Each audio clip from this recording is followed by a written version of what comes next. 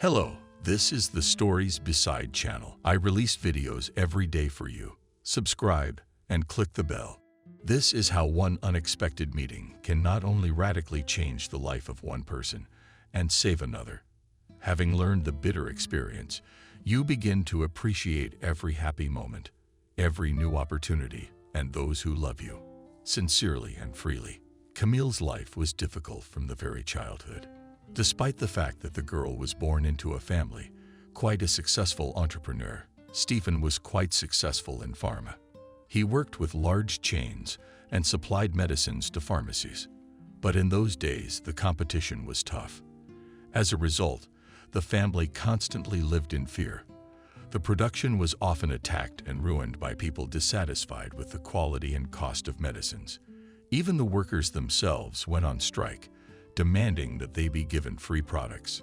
Stephen struggled to control the state of his business and the company's quality, productivity, and profitability.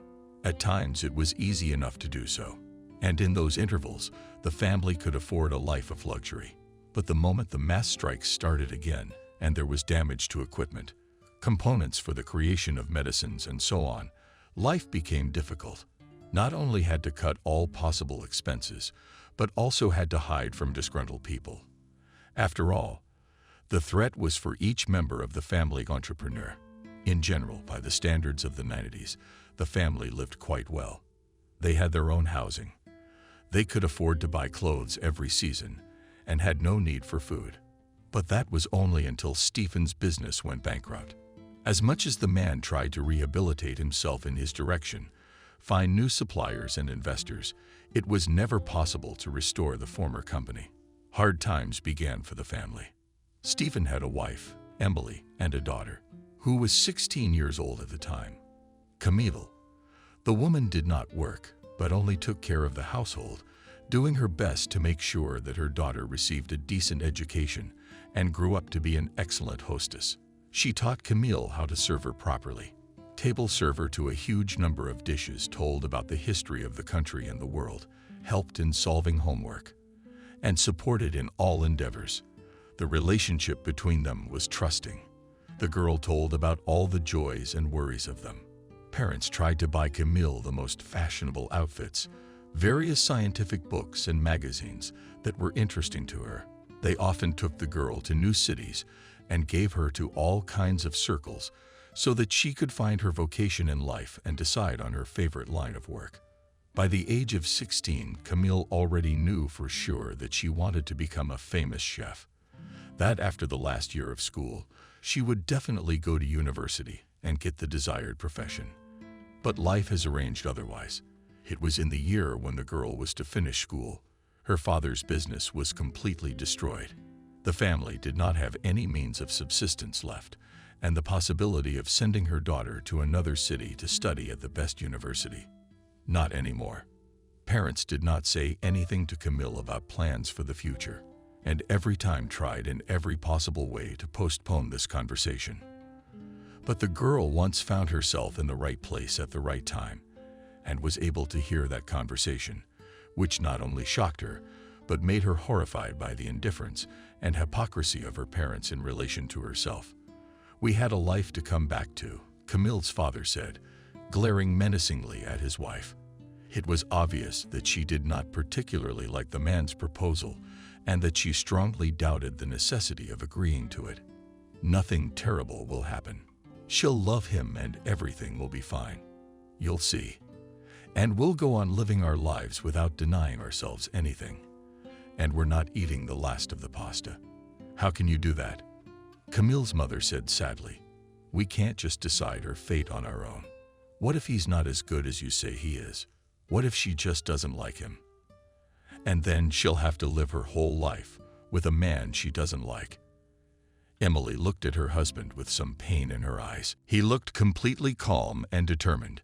It was obvious that the man was determined and that no amount of persuasion would change his mind. Camille, who stood quietly outside the door, did not yet realize that she was the one in question, although she had an inkling of it. The essence of the problem was also unclear. All that was clear was that her parents were talking about some guy she should like. The girl began to listen carefully to the further conversation of her parents. Everything would be fine. She was old enough and independent enough to start a separate family life. They would live like this for a couple of years, and then they could get married. If they do well, the man said, and then poured himself something into a glass at the table. But what makes you so sure our daughter will like that guy? And we don't know him at all. What if he turns out to be just a cruel tyrant who will just abuse her? We from the whole family know only his father, and that's it. Emily was outraged by her husband's cold and indifferent attitude towards her daughter. If the father is normal, the son will be normal too, answered Camille's father. We have no other choice anyway, either to die in poverty or to give my daughter in marriage. The second option is much better. And Camille will live in luxury and will be able to afford an excellent education in the future, and we will not need anything, because we will get a part of the Voloshina family business. There was silence in the kitchen. It was clear that everyone was thinking about something else. And at the time when Stephen was already thinking about how best to play the acquaintance and quickly play the wedding ceremony, his wife was thinking, how could one so easily dispose of another person's life, and how would their daughter be accepted in her new family? Camille stood in utter shock after hearing what she had heard and could not believe that her parents were willing to give her in marriage to an unloved man whom she had never even seen simply for money. In order to get a piece of some company and improve her financial situation, she went to her room, thinking over what she had heard and not understanding how to behave and what to do in the situation. Should she refuse her father's plan or agree to his proposal? After all, they had done everything possible to provide her with a carefree life for so many years.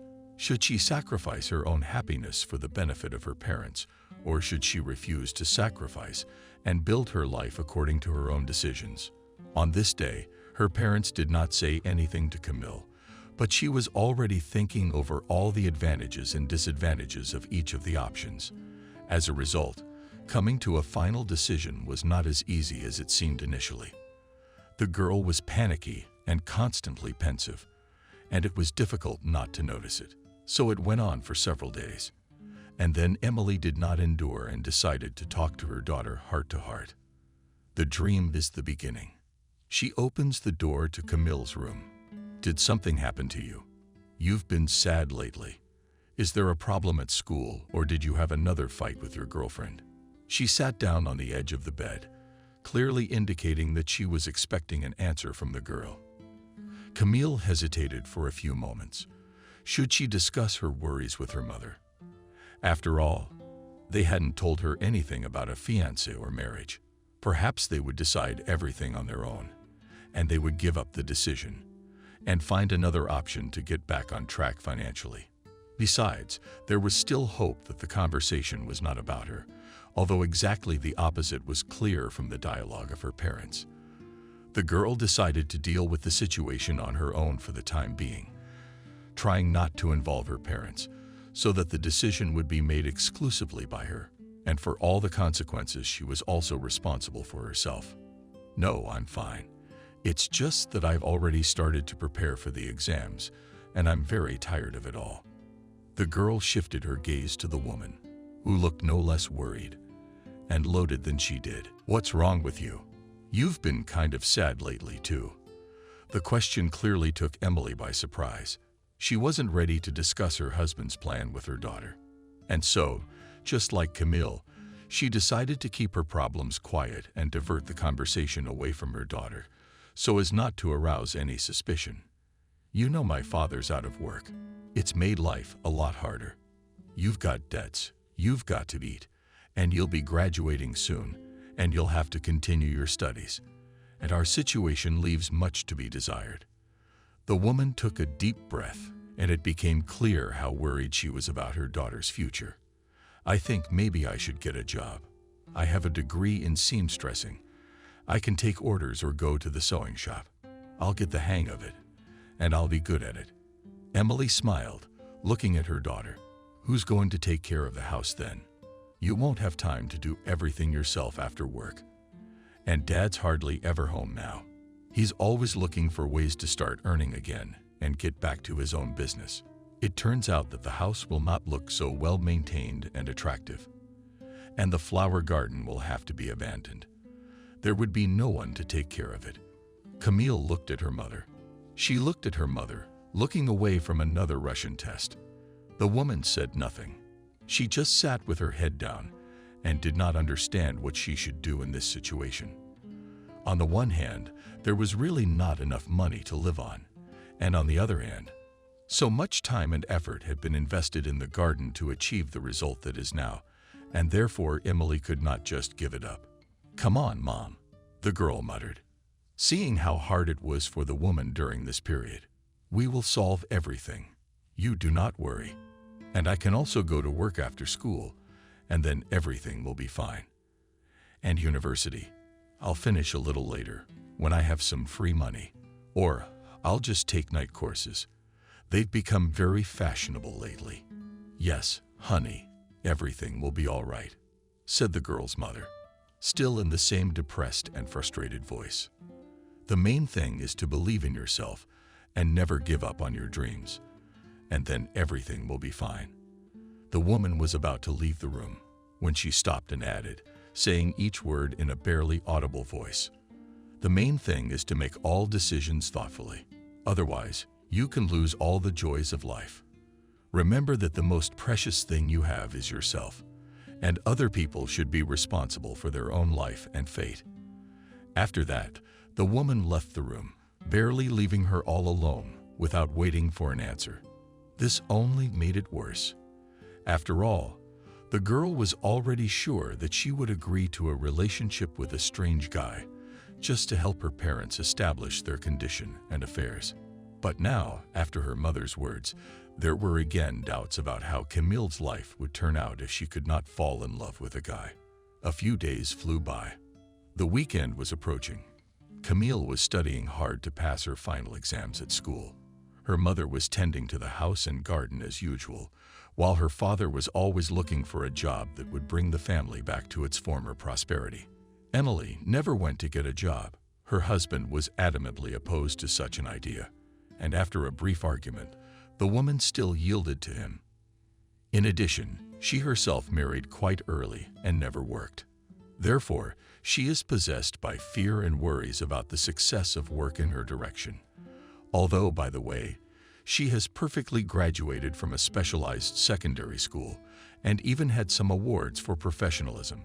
Friday evening, Stephen returned home a little early and from the doorstep announced to his wife about tomorrow's important dinner. "Tomorrow we are to have some very important guests. Christopher and his son. They'll be here at 6 o'clock and everything should be ready by then. Today I helped him find a new area of distribution, and now he wants to discuss further business matters that might help us become business owners again. Co-owners, to be exact." The man was very happy about this arrangement, and it was obvious that he was already looking forward to tomorrow, or rather, tonight. "Is this the guy we discussed?" Emily asked with some sadness, looking at her husband. Yes, that's the guy. He's very bright, and I had a personal interaction with him today. Polite, courteous. I told you it was gonna be great, and you were worried and stressed out. And now all you have to do is say Camille." No. "What?" The woman's making a fuss. She can't just walk in and say her future husband is coming over tomorrow. It would cause her great psychological trauma. She has to love him, and we're just gonna help her love him. It's better for everyone, and she won't blame us in the future for choosing the wrong husband in case of any problems. Jesus, Emily, we don't have time for all this planning and games. Camille, grown-up girl, she must realize that sometimes sacrifices have to be made for the greater good. Besides, the guy's normal, and he really likes her. I showed him the pictures today, and he really wants to meet her. And it will all work out, Stephen replied. After that, he headed towards his daughter's room in high spirits. Wait, I'm telling you. Emily rushed after him, stopping him abruptly with a jerk of her arm. I'll talk to her about everything myself. Okay, not you. You're not gonna be able to properly explain to her what's going on. And we'll end up without a daughter. The woman looked anxious and worried. Okay, the idea is you talk to her, but no games. She should understand perfectly well that this guy is our salvation, and they should be fine. Let her do whatever it takes to get him to like her and build a happy future with him. If the fool doesn't, everything will work out just fine. The man looked troubled to some extent, but also as relaxed as possible. He did not even doubt that everything should go the best way, that his daughter would agree to marry the guy, and that they would subsequently get a part of a very profitable and prosperous business. The man had no conscience for pursuing his own selfish goals, for possibly ruining his daughter's future. Emily slowly made her way up to Camille's room. She didn't know how to properly present all the information and how to make sure her daughter didn't think she was just being used as a source of income, although in fact she was. Despite the fact that the woman was strongly opposed to this arrangement and the development of her child's life story, she simply could not cross her husband. She could not say anything in response, so as not to end up with nothing on the street, no job and no loved ones around. And here she is already knocking on the door, still not realizing exactly what to say. On the one hand, she blames her husband for trying to get money any way he can, even to the detriment of the dearest person in his life. On the other hand, she consoled herself with the fact that her husband was doing all this only for the sake of improving their welfare, so that they would not starve and would not need anything. After a brief lull, Camille's voice was heard, which was calm and at the same time sad and depressed. "Are you coming in? Or should I come out to you? Why just stand outside the door?" Emily opened the door and headed towards her daughter's bed, which she sat on every time she talked. There was complete silence in the room for a few minutes, and then the girl couldn't stand it. "Mom, did you want something? Or did you just come to watch me study for the exam? I don't think it's very interesting. Besides, I'm distracted by you, so I can't concentrate on my assignments." Camille was somewhat tense and frustrated. Lately, she had been having some difficulties in her studies, which she tried to solve in every possible way. Without tutors, it was proving difficult to understand new topics and continue to do well in school. But the family could not afford their services. Therefore, the girl tried to learn new topics by any means and sew on them as many assignments as possible. "Yeah, honey, I wanted to talk to you. I just don't know how to start." The conversation was spoken by Emily, and lowered her head, wrinkled my nose. "But whatever it is, it still has to be said," Camille answered her. "That's right. Papa has invited a good acquaintance of his to dinner tomorrow, and he's coming with his son. The boy is very nice. Father says he's very polite and courteous, but tomorrow we'll know exactly how he is, and Dad and I need you to be at dinner too. It will not be nice that on the one hand, the child showed respect, and on the other hand, did not come." The woman was silent, trying to find the right words to continue the conversation. She didn't know how she could make her daughter understand that she would have to get along with the guy who was coming to dinner, and that she would have to build a very successful love relationship with him in the future. "The guy's name is John," Emily continued. "He's only a couple years older than you and already works for his father's company. He's an engineer. He is a very handsome young man who is working hard to develop in his direction and is ready to start a family." After this phrase, the woman raised her head to assess her daughter's reaction, but she just kept on solving the study option, not reacting in any way to the woman's words. "And Dad says that he really liked it. He showed pictures of you, and the guy was really into you. He really wants to meet you." Camille's mother was silent, not knowing what else to add to her speech. She couldn't tell her directly that she would have to marry a man of convenience and live with a complete stranger. She wouldn't even wish such a life on her enemy. And to be pushed into such a difficult decision. Her own daughter. Camille understood perfectly well. She remembered the conversation between her parents. And right after her mother had mentioned the dinner with her father's friend and his son, everything had become clear. The parents had found no other way to fix the financial situation and return to normal life. And so the only option left was to form an alliance between her and a strange guy to get a piece of the other family's business. Camille did not know how to react to the words of her mother, who was so carefully trying to tell her not the most pleasant news. She took a few minutes to go through her thoughts and mull over everything that was going on. After which she spoke calmly. "I hope that we'll get along well with him. Maybe we'll even have a good conversation, if he's really a good person." Camille mouthed. This without even taking her eyes off the book she was reading while sitting at the table. "I hope I'll make a good impression on all of them, too." "Quite a good impression. I'll try my best to do so." The girl continued reading, in no other way, not responding to her mother's words. She could sense how difficult this conversation was making her feel, and so she made the decision to just sweetly agree to dinner and give hope that she would like the guy, and he would like her, and then everything would be just fine. Despite the fact that Camille has never met John yet, she already disliked him. On the one hand, there is the possibility that the guy himself is not in the best situation, and just has to get married to somehow improve his family's condition. But on the other hand, how could he say he liked her if they'd never met in their lives?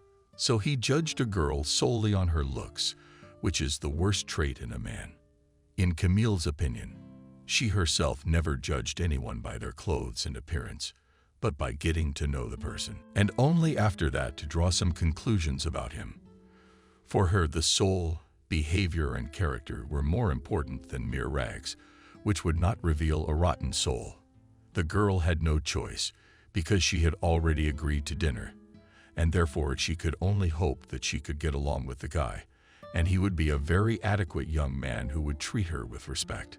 Otherwise, to build a relationship with him will be as difficult as possible. After all, the girl was used to independence and normal relations with her surroundings to mutual respect. In addition, she had a very high self-esteem. She evaluated herself and realized that she would not allow anyone to treat her as a servant, as one who owed something to someone. She is above it all, and would rather go to work to earn her own living than to grovel before someone, to tolerate disregard for her feelings and emotions. But only time would tell what her future husband would be like.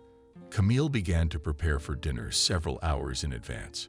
She wanted to make a positive impression on important people, and therefore she was responsible for the choice of outfit and image in general.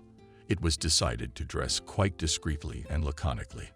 Thus, elegantly classic black dress, curls, and minimal makeup looked perfect, although it added visual age to Camille. By the time she was just about to sit down and read a book, the doorbell rang. Voices were heard on the first floor. It became clear that it was the guests who had been invited to dinner. "Camille, we have guests coming downstairs." The father's voice came from downstairs. The girl looked at herself in the mirror once more, fixed her dress curls, and headed for the first floor. She felt a terrible excitement and worry about what her potential future husband would be like. After a few seconds of confusion, she headed to the first floor, where Emily was already telling the guests to come to the table. Camille stopped on the threshold to assess the situation. At the table sat her father, a grown, solid man who was his buddy, and a young guy who was staring intently in her direction. She made her way to the table, and the moment the girl was almost seated at the well, he said, "Honey, this seat is for your mother. Please sit down in the other empty seat. I would like her to sit next to me." Father smiled. The only free seat left was next to the boy. He still continued to stare at the girl, making her uncomfortable. But the moment she sat down next to him, John just shifted his already bored look to his father, making it clear that he wasn't very interested in this dinner. There was an immediate conversation between the fathers. The young men just sat silently. No one dared to start a conversation. "So you are still a little schoolgirl?" Suddenly the boy asked, without even turning toward Camille. "I thought you'd be older." "Yes," the girl replied. "I'm finishing my last year of high school this year. If it works out, I'll go to college. And if not, I can work." At that moment, John turned towards the girl and said, "A girl doesn't need an education to be a great housewife. Your mother should have taught you everything." School. Okay, to have something to talk to a girl about. It's worth finishing. And the rest is a man's prerogative. And I don't think girls should be allowed to go to university at all. If you can't find a normal husband, then work as a servant, and that's it. Don't get involved in men's professions. All this sounded quite aggressive and even angry.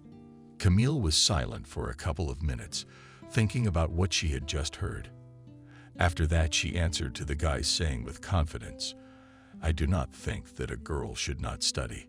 Education plays a huge role in everyone's life.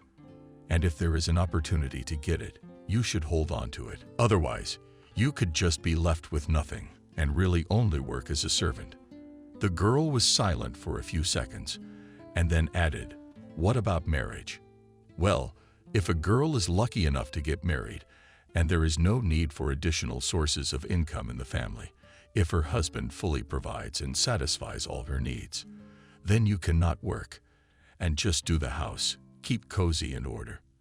But it happens that for one reason or another money is needed, and one husband cannot earn it in large quantities. And then the wife can also go to work, so that their joint life became much better. The girl finished her thought. After that, she was silent again. For a few minutes, the boy did not react to Camille's utterances, but just listened attentively to the conversation of the fathers, who were discussing business and further development in this or that direction. And only at the moment when the conversation of the parents came to the usual worldly questions, he again turned towards the girl and in no less rude and arrogant manner spoke. If a girl is not a fool, she will not marry a man who cannot provide for her and fulfill all her financial needs. And in case money is scarce, the husband should look for additional ways to earn money, but certainly not the wife. And if a girl starts working, she loses all her attractiveness and sexuality and just becomes a worn-out workhorse, living with whom is boring and unbearable. The guy looked at the girl, gauging her reaction and waiting for an answer. What about love? After all, not everything in this world is decided by money. It sounded in some way even childishly naive and stupid, but at the same time the girl was completely sure that her position was correct. Can one live with a man without love? It would be a kind of violence against oneself. And besides, you'd have to spend an inordinate amount of time to get accustomed without love. I think it would be more violence to yourself than any relief in life. I'd rather work than live like that with someone I don't love.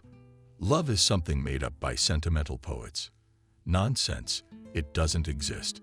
There is only the satisfaction of physical needs. And all these stories about the soul, about love, falling in love, affection, all this nonsense, replied the boy and turned away to his fathers. The conversation between the young men was definitely not going well. Despite the fact that the boy was outwardly attractive enough, kept his posture and looked decent, Camille did not like him at all, mostly because of his manner of speaking. She didn't agree with such a life position, and therefore she couldn't imagine how this guy was going to find a girlfriend and a future wife. Although, on the other hand, provided that love does not matter to him. And the most important thing is looks and fulfillment of physical needs. Special problems with finding a girl should not arise, especially he is ready to fully provide all her requests and desires.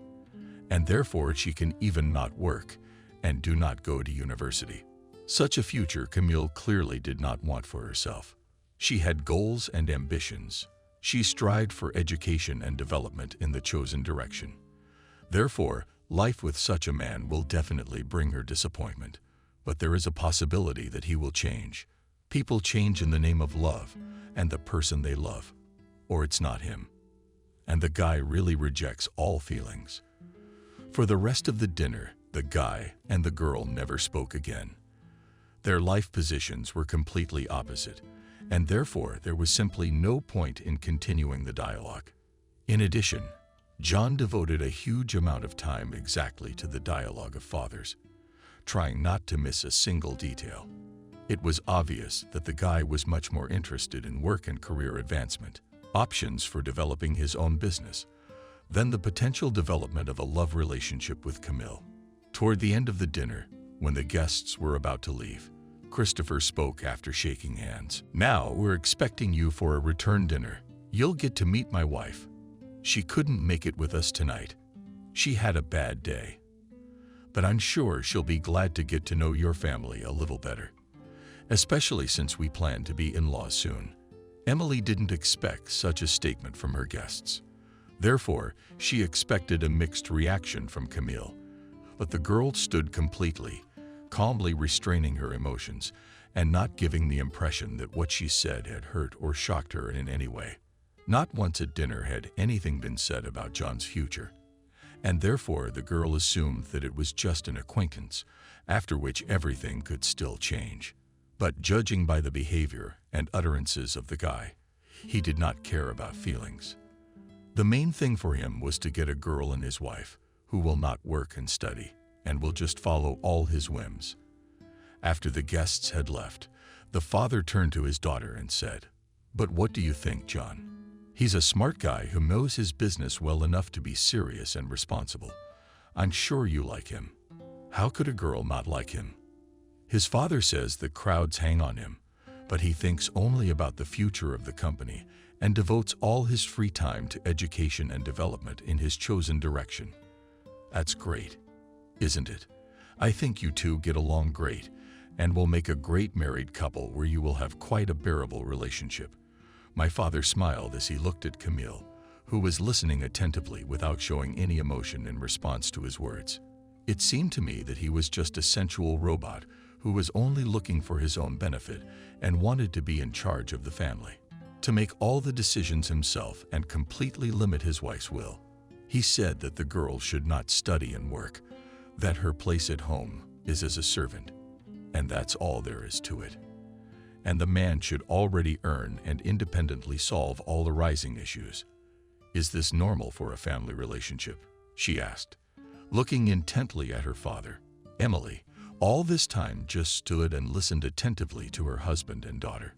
She couldn't believe that she was always so emotional and testy. Camille calmly talking about a potential marriage to a man she was seeing for the first time in her life. That she wasn't in front of the reading, but just calmly voicing her opinion, backing it all up with arguments and reasoning is unquestionable. The woman did not know whether to add something in this situation, on whose side it is better to stand, so she just kept quiet.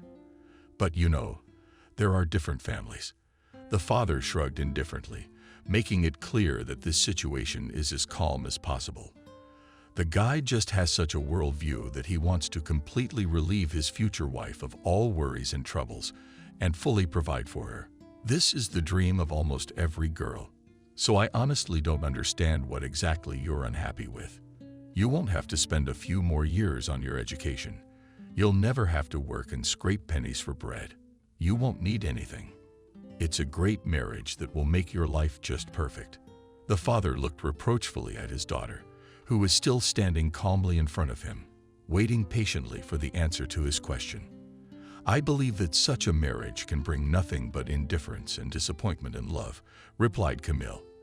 "A husband should be chosen so that you want to spend every minute of your life with him, not so that you can hope that he will stay at work late at night again." Stephen was silent for a few moments.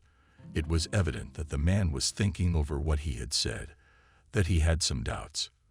But afterward he said indifferently, "You can get used to any man, and if you want it badly enough, not just affection, but love will appear. And the other person can be convinced of this too, if you put enough time and effort into solving the problem and misunderstandings. Marriage isn't always about love.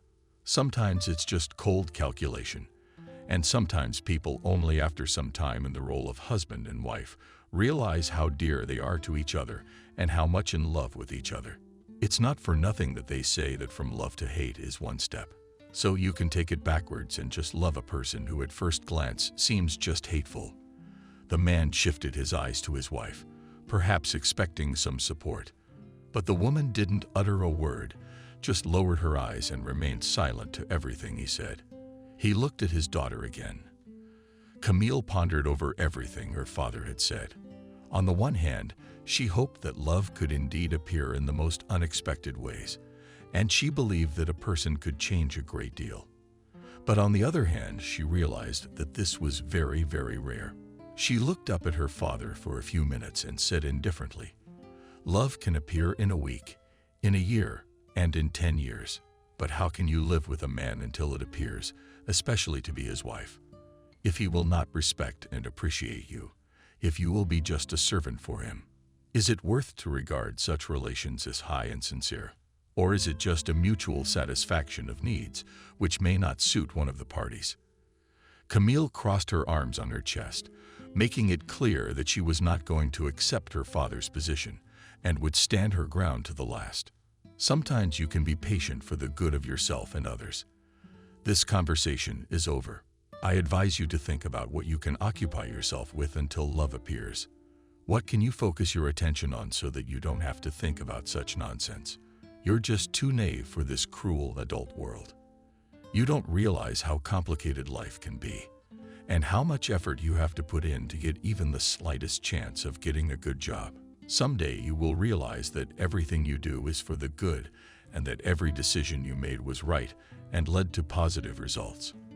After saying this, Stephen headed for the kitchen, and only the daughter's mother remained in the hallway. They stood in silence. No one started a dialogue. "Do you think so too?" Suddenly, Camille asked her mother.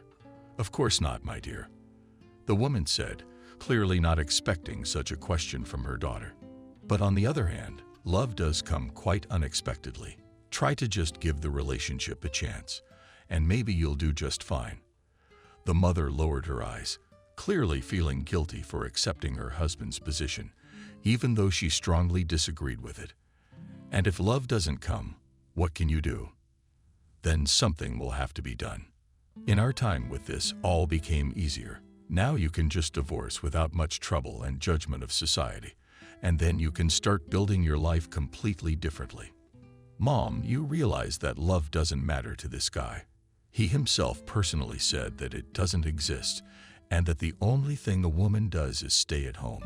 And if I want to develop, if I want to study or somehow realize myself in life, then what? No one can forbid you anything." "Honey," Emily replied, "you are a completely free person who can decide for herself what to do and how to do it. Do you want to study or work, or just sit at home and enjoy the privacy and silence? And you can also completely change your life at any time to leave that person you don't love. Give up a job you hate, drop out of university in any course, just because you are disappointed in your chosen direction. Remember that you are a completely free person, and no one should limit your life. But sometimes you have to think about the consequences of your decisions. They could be disastrous." The woman lowered her head. "I have to go and clean the table and water the flowers on the second floor." Emily went about her business, and Camille was left standing all alone. What am I going to do? The main question that tormented her to the point of madness. She did not understand how to act, what decision to make in favor of her own happiness and future, or in favor of the happiness and well-being of everyone else. Any decision will affect not only her, but also her surroundings. Therefore, it must be made in a balanced and responsible manner. Meanwhile, John and Christopher, who were on their way home, were also discussing the dinner they had just finished. And what do you think of their daughter?" the man asked his son. "I think she's just another naive girl who doesn't realize how complicated and unfair life can be. She tried to tell me throughout the evening about love, about light, pure feelings, about how important it all is, just some childish babble." The guy rolled his eyes and pointedly poked, making it clear that such behavior does not suit him at all. He wants to see as his wife a girl who will perfectly understand and accept all his aspirations and desires, who will put the maximum amount of effort to maintain home comfort, to be an ideal wife, and remain as beautiful over the years. Moreover, the guy was not even thinking about marriage. In the near future, he was going to develop exclusively in the professional direction. About the need to get married, stated already directly by his father. Christopher knew about the fact that his father, Camille, certainly had a burgeoning business, after which there was a considerable amount of production facilities. He wanted to get them into his ownership and completely remodel them to maximize the profitability of his business. However, he couldn't say it directly. Not until the most favorable conditions were present. Similarly, Camille's father did not tell anyone but his wife about his desire to get a part of the business, so as not to make a fuss or alarm anyone with his decision. Both men believed that after family unification, it would be very successful to improve their position and get an opportunity for a new impetus for development and self-realization. After all, it is much more difficult to refuse relatives, especially considering that it is not accepted in society. But you know, she is still quite small, spoke Christopher, which means that it will be possible to bring her up completely under your needs and preferences, and as a result, you will have a wife, a behavior and character that is completely in line with your preferences. Of course, you will have to spend some time and effort to get an excellent result, but the effort is definitely worth it. And here you are right, John replied and smiled wryly. It remains only to understand how to re-educate her and make her a docile wife who will sit at home and wait for me like a faithful dog. I don't want anything else. All these high relationships are definitely not for me. The only thing I want is to develop our company and earn so much that I don't even have to look at the price tags in the stores and immediately buy everything I want. A guy turned to the window, looking at the passing neighborhood. That's exactly the main job. You will still have time to fall in love. There will be money. There will be love and more than one. Trust my experience. All that's left is to get you married as soon as possible and move on to discussing issues that have to do with our business plan. And then everything will be just fine. And we'll deal with Camille later if she can't be rehabilitated. She won't play such an important role in your life, Christopher said. Then he grinned at how much of a responsibility ordinary girls sometimes took on, who, in fact, had no value at all. An ordinary girl can act like she's more important than everyone around her, as if everyone should reckon with her opinion and respect her every word, but while hard on her not forever. We'll do the wedding and then do whatever you want. It's a deal. The father looked toward his son. All right, but if there's a lot of smartassery, I won't be quiet either. Soon it was planned to attend a dinner to which Stephen and his family were invited. The man had already started to think over the concept of the wedding, to consider possible variants of events, to discuss all the issues with his wife. Emily was extremely reluctant to discuss all the moments, realizing that this decision could simply break their daughter's life, but she did not argue with her husband and agreed with everything he suggests and says. This time Camille decided to dress more brightly and defiantly make a full evening makeup and put all her hair in a tight bundle. Her choice fell on a red dress, which immediately caught the eye and attracted a lot of attention. Such an image in no way corresponded to John's idea of an ideal wife who should sit at home and obey her husband. It was with such a bright and defiant style. She wanted to push the guy away from herself by showing her independence. But she didn't know about his family's plan, that she was to be his wife anyway, that her behavior and appearance were unlikely to influence the decision. The dinner was to be at 6 o'clock, but suddenly Christopher called his companion and postponed the meeting for a couple of hours, citing business. In fact, his son was just late after another quick date, which he often went on, and it would be wrong to start dinner without him. After all, the plan was to discuss the future of John July. The evening began exactly the same way as last time. A certain seating of the guests and a competently set table, outfits, and costumes stood out strongly. Only Camille, who looked bright and defiant and definitely attracted a lot of attention. Of course, she had counted on just such an effect. Counted on the disapproval of her potential fiancé's family. But instead, Christopher complimented her. And John simply smiled as he met her with an appraising six-eyed glance over her body. It turns out that the change in style didn't help at all.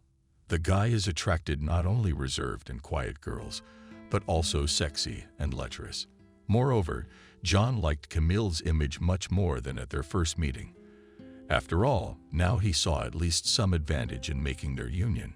He realized that she had a very interesting style and that it could be left for going out with her to friends or to public places. Going out together would still be necessary so no one would suspect anything, and he didn't want to be everywhere with a girl who looked more like a nun. It turns out that the girl's actions only fueled the guy's interest and made him more determined, which did not play into her hands.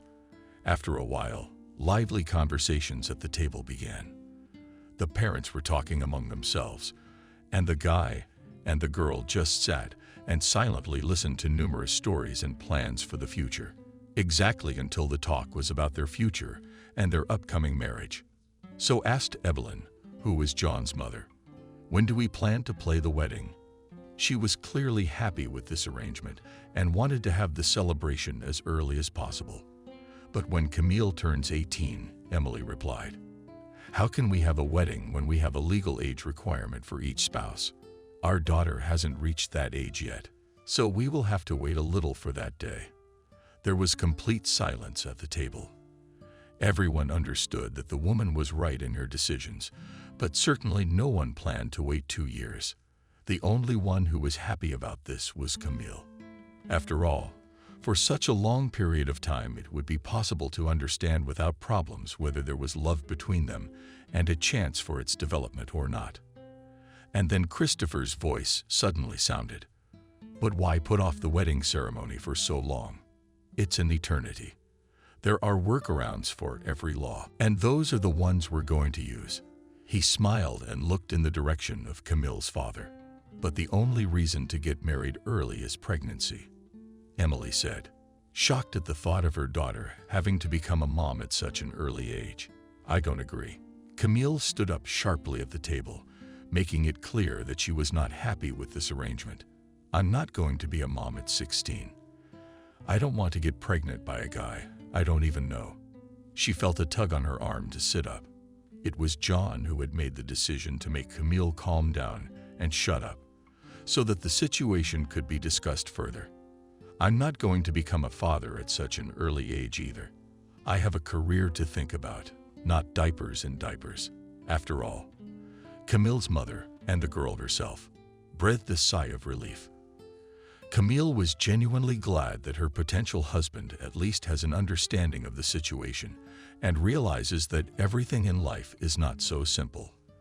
But right after she thought about it, the guy added, "We're just doing a pregnancy certificate, and then we can just and quickly get married and not have to do any baby, and then just as easily go and do a certificate that she had a miscarriage. That's it. That's how we're gonna do it. And we don't have to explain anything to anyone." John said it as calmly as possible, without showing any emotion. But the girl was extremely indignant at what she heard.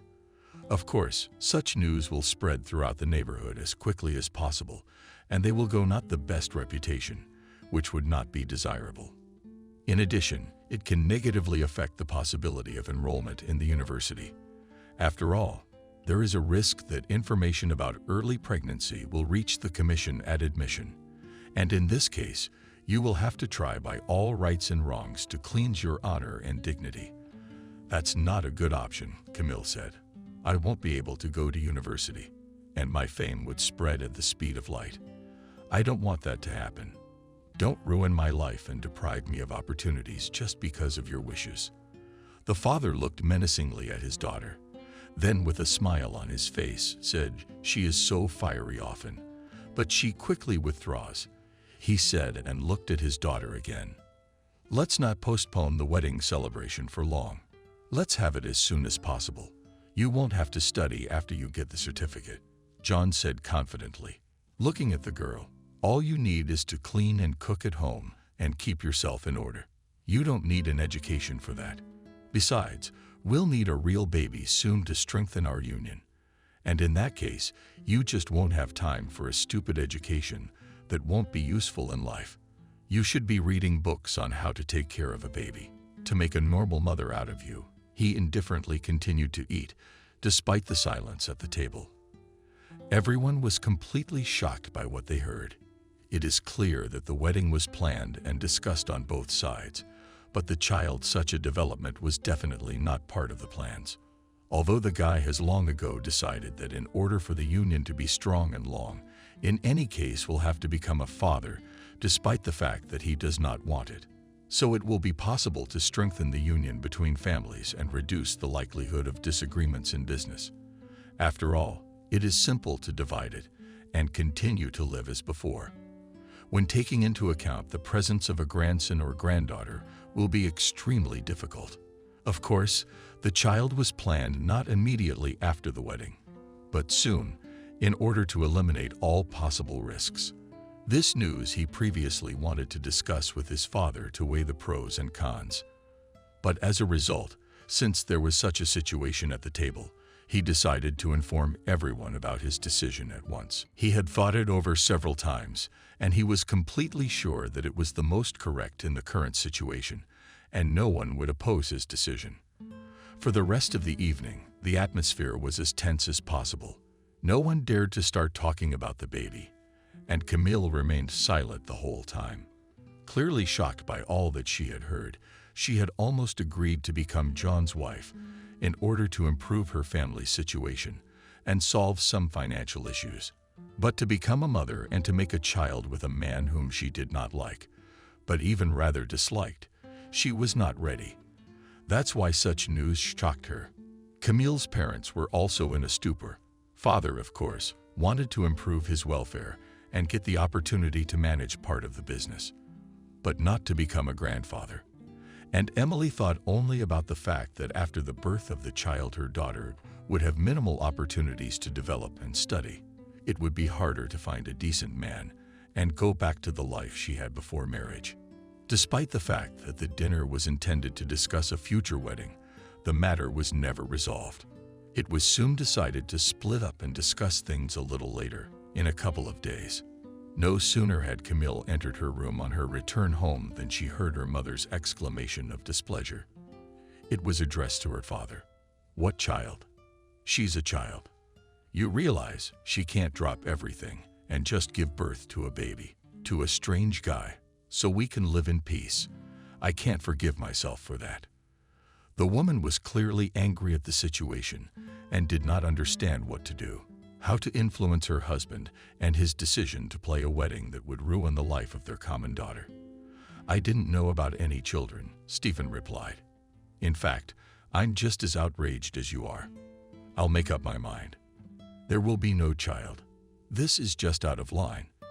You should be thinking about work, not about how to make babies as fast as possible." And he seemed like such a reasonable guy to me. The man sighed, and then he spoke. "We'll meet again in a couple of days and discuss everything. I'm sure that everything will be decided in our favor, and no children will be out of the question in the next few years. It's just absurd." After the last sentence, Camille closed the door. Anxiously, she exhaled. She was glad that at least in this matter her parents were completely on her side. It turns out that no one will force her to give birth to a child. And in any case, she will enter the university regardless of whether her future husband wants it or not. She is not going to give up her dream, and therefore will definitely put the maximum amount of effort to stand on her own and achieve her goals. But now, the main thing is to solve the issue of the wedding as soon as possible, so that it is possible to get a divorce as soon as possible in the future. Yes, the girl did not plan to fall in love with a young man and try to change him unto herself. She just wanted to improve the state of her family, to give her father the opportunity to restore the former business, after which she will be able to leave the guy with peace of mind and start living in her own pleasure. For that reason alone, she didn't try to find options to postpone the celebration. She just wanted to do everything with minimal damage to herself, so as not to harm her future and stay with a good reputation. A few days later, it was decided to reconvene with the families to revisit the issue of discussing the wedding ceremony. The first to put forward a proposal was John's father. "Regarding the date of the wedding, I suggest we organize everything next month. There will be a free window of time to prepare for everything and have the best ceremony possible. I think that we should not be in a hurry, so that our children will remember this day for a lifetime, so that there will be no unpleasant rumors, and certainly not a bad reputation about families. Christopher looked carefully at his wife, who agreed, nodding at everything that was said. The woman in general was not much of a talker. In meetings, she rarely voiced her opinion and always simply agreed with what her husband said. One would have thought that she simply had no say in the family. Actually, that's what Camille thought, and was worried that after the wedding, she would also have to sit silently and just nod. "I think it's too late," the boy muttered. "We can have everything fully organized in just a couple of weeks. I don't see any point in delaying the celebration. All the more so, everyone realizes that the wedding is for business purposes only, so there is no point in waiting for love and affection to appear. They can appear in a year or two, and we just don't have that much time. Besides, when we start together, it will be much easier to get used to each other, and therefore the relationship will develop much better and faster." The guy looked in the direction of Camille, who was clearly loaded with numerous thoughts. "I think it's too fast," Emily replied. "We just can't get ready for the wedding in such a short period of time. Not only do we have to find dresses and various attributes, but we have to coordinate everything." She did not have time to finish, because Camille intervened in the conversation and said confidently, "We can do everything in a couple of weeks. That's why I agree with John. We should do it as soon as possible. Otherwise, it could take a long time. We don't want to put off the preparations. Let's start making the guest list now, and tomorrow we will prepare for the ceremony itself, decide all the organizational issues and so on." To say that everyone was surprised by the girl's answer is an understatement. No one expected such behavior from Camille, who just a couple of days ago completely rejected the idea of marriage until the age of 18, so as not to spoil her reputation. And now she agrees to any conditions, so also takes the initiative to spend everything in the minimum time. John was pleased with such behavior on the part of the girl. He thought about the fact that she began to change under his influence, that she accepted her position, and now will constantly agree with him. He didn't even think about the fact that she could pursue her own goals and aspirations, that she could do it all just based on her own interest and preferences. But all in all, it didn't matter much to him. The main thing is to quickly organize the wedding, and then begin the process of her upbringing under himself. John did not even doubt that he could without much trouble to break and completely change the girl's behavior to suit his needs. Preparations for the wedding took place as quickly as possible. Invitations were sent out, and literally the next day after the ceremony was discussed, and in a few days the room was already being prepared and outfits for the bride and groom were chosen. All the bills were paid by the groom's side, so Camille decided not to deny herself anything. She chose the best outfits, included in the menu very interesting and not cheap items, insisted on decorating the hall with fresh flowers and so on. The girl decided to organize everything as much as possible under her taste, so that this event brought her some joy, albeit fleeting. Despite the huge expenditures, Christopher did not refuse anything in the organization of the celebration, and did not show anyone his dissatisfaction with the situation. Camille's parents did not even try to stop her or change her mind about this or that decision. After all, she immediately made it clear that everything will be either the way she wants or nothing. Everything was ready by the day of the registration. The result exceeded all expectations. It seemed that the wedding was planned for months. There was a thorough preparation on all issues, and a considerable amount of time was given to each element of decorative design of the hall and restaurant. Everything was combined and perfectly harmonized. John's side invited a lot of guests. Camille decided to invite a minimum number of people so as not to provoke gossip, although of course they will appear in any case. After all, everyone invited perfectly understood that the wedding will be held only because of the interesting position of the bride. After all, there were no other options for its organization. The celebration was quite noisy and fun. Camille Otreveazia, full on this holiday, in anything did not deny herself and behaved not in the best way, especially considering that according to legend she was pregnant.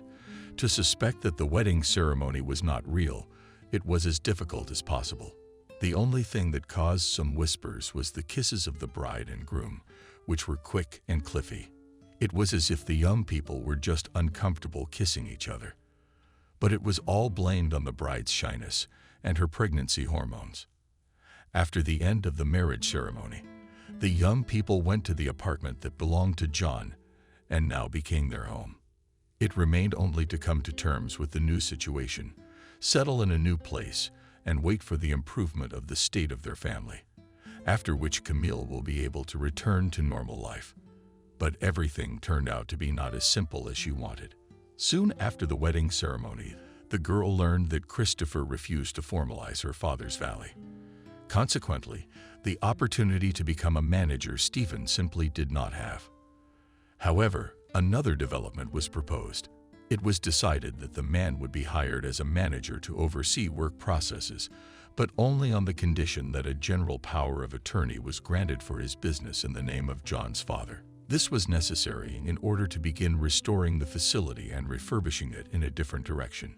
This was the only way to get production back up and running. Another nuance was that once the company was rebuilt, Stephen Christopher would be entitled to a portion of the income that would go to him for the rest of the company's life. The arrangement turned out to be completely different from what the girl's family expected, and therefore had to urgently think about what to do and how to act to give her father the opportunity to rehabilitate. After a few days, Camille still made a difficult decision for herself. She is staying with John until her father is able to continue running his business on his own. Yes, he will have to give a portion of the profits to Christopher, but he will also be able to provide for himself and his mother. And that's the whole point of this plan. All that's left is to wait for this change to happen. Immediately after the wedding, the guy began to make efforts to bend the girl under himself and change her character and behavior. But Camille was not going to give up so easily and turn into a doll, which could be easily controlled at the slightest desire. She continued to show her character and that she was not going to obey anyone and change for anyone. In this way, several months passed. Quarrels were in the Young family all the time. The guy and the girl just did not find common ground because they had completely different goals in life, different views on the proper position of the family, the duties of men and women, the rights of me, rights and opportunities, but no one talked about divorce. After all, everyone understood perfectly well that the set goals have not yet been achieved, and therefore divorce was not an option. Moreover, John was still completely sure that Camille was not going anywhere from him now, just like her family. That she will fully fulfill all the wishes of the guy, will obey him, and in the end, will become an ideal wife in his understanding. The girl successfully passed all school exams and received a certificate. Without hesitation, she went to the university and applied for admission in the direction of a chef. She realized that her independent decision could be the cause of another quarrel with her newly married husband. But that was of little concern to her. Camille thought only about her own future and well-being, completely disregarding all the guy's past statements about education, girls, and their jobs. She understood perfectly well that she just needed to get a higher education so that in the future she wouldn't have to worry about finding a job that would allow her to fully satisfy all her natural needs. Camille returned home in a great mood. After submitting her documents, she met a friend and spent a few hours with her in a cafe.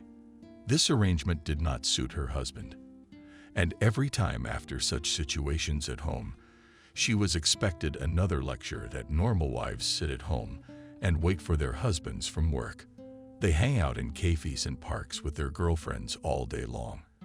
But today she was waiting for another conversation, even more unpleasant and complicated.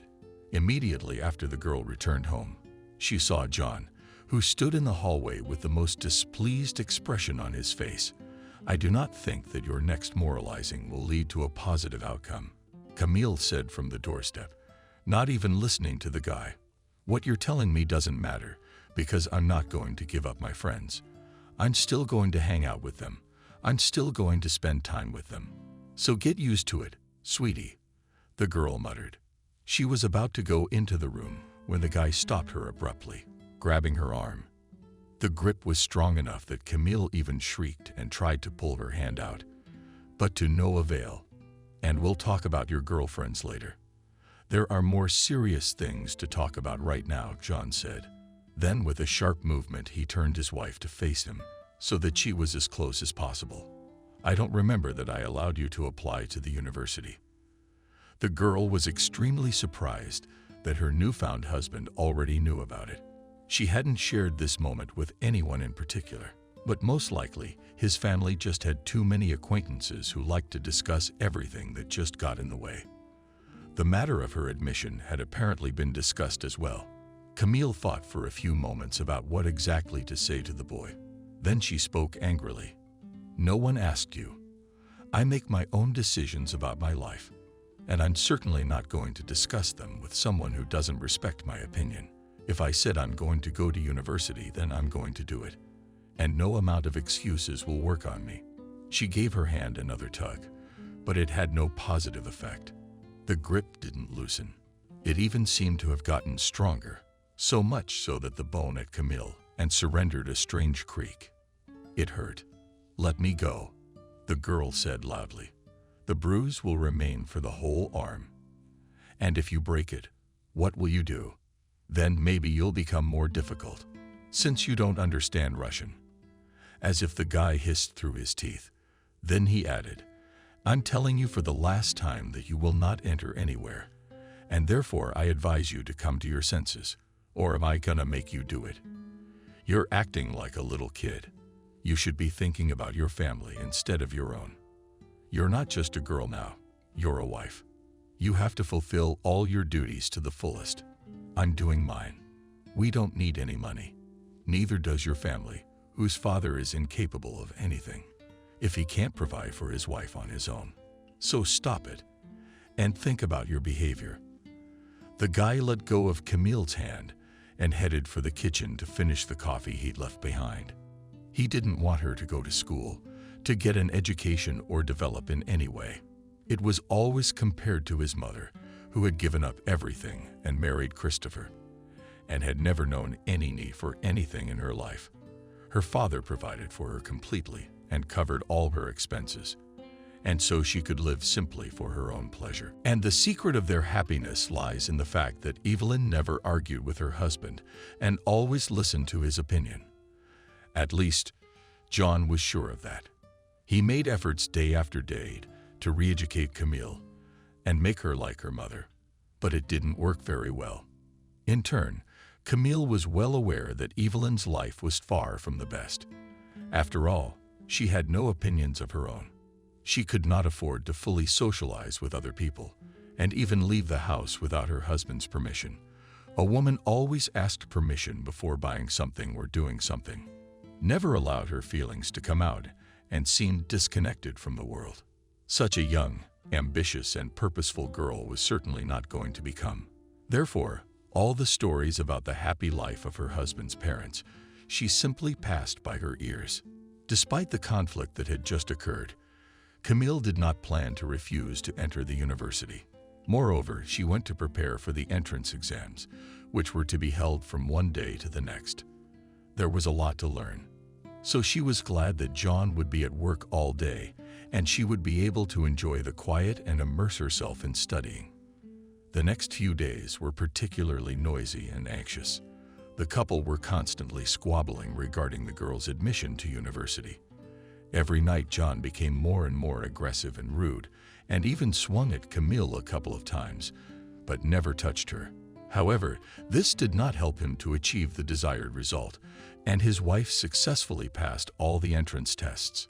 The only thing left to do was to come back in a week and sign the admission papers. And from September, she would start studying in her chosen field. She had no doubt that by the time she returned home, her hubby would already know about her success, so she could enjoy her success and his defeat in his attempts to thwart her enrollment. But this evening, the girl will definitely remember for the rest of her life. After all, it was he who had a huge impact on her future fate. She wasn't even surprised to see John right after she opened the door. The guy looked particularly angry and excited. And in such a situation, the girl's feelings were mixed. On the one hand, she realized that she made her own decisions, and was responsible for all the consequences, that she had every right to manage her life on her own. But on the other hand, every time she saw a guy in such a state, she could not even imagine what to expect from him. And that's why every time a feeling of fear came up that she couldn't control her neighbors, she didn't know. And therefore the opportunity to seek help in case of anything she had no. She had to solve all conflict situations on her own and only hope that she would not have to call the police or lie in the hospital after another trial. And this evening, the girl was not just worried. "What the hell are you doing?" From the doorstep, the guy started yelling. Before the girl could even close the door, "I told you that you would stay home and be a model wife. Why the hell did you go to university to take exams? Do you think with your head who'd want you like that? You want to cook? You're welcome. The kitchen is all yours. That's where you belong." The guy grabbed the girl's arm and pulled her into the kitchen, then shoved her in and stood in the aisle. "You're the smartest one there. That's where you belong. And don't you dare cross your husband anywhere else. You make me the laughing stock of my friends. How dare you act like that? Didn't your parents teach you any sense at all? Then I will." The girl didn't have time to get a word in edgewise. She just watched him get angrier and more aggressive with every word he said. She watched his pupils change and his fists clench. This had never happened before. And so she felt an unprecedented fear. She felt that there was a very serious threat to her life, which she would not be able to cope with on her own. The most correct decision she made was just to keep silent and wait for the end of the guy's monologue, after which he should calm down. But that wasn't happening.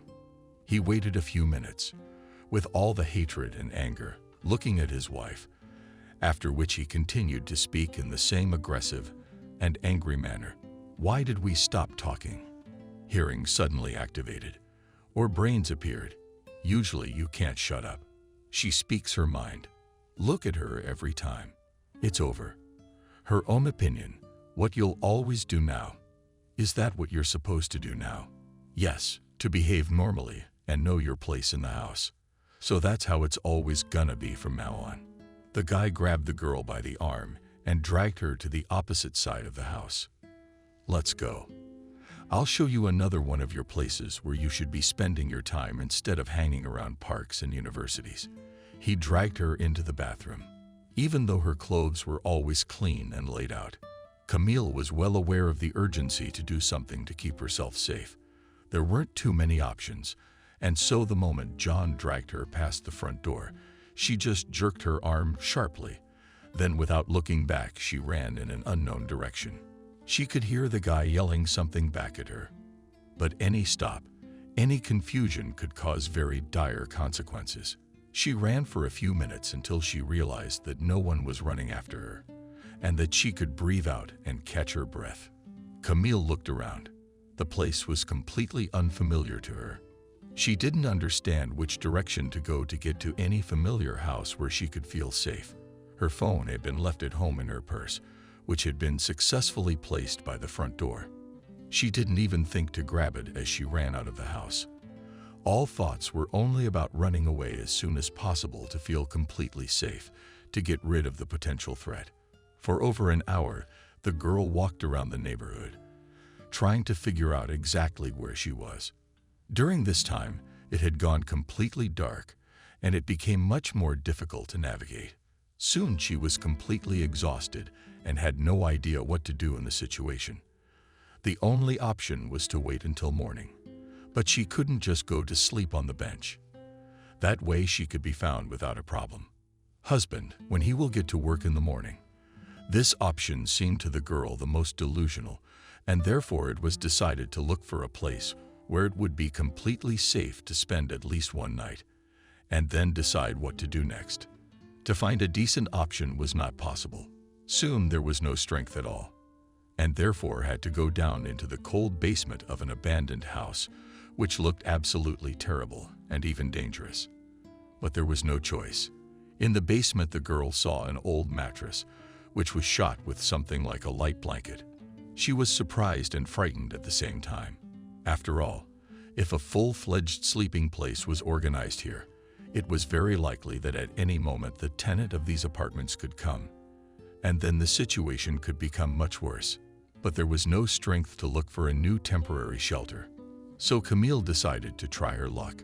Sleeping in the cold basement was not easy. Not only that the temperature around did not allow to fully relax and felt a strong dampness, the girl still could not calm down after everything that had happened and did not understand what she should do next. Her father had not yet had time to fully restore the business.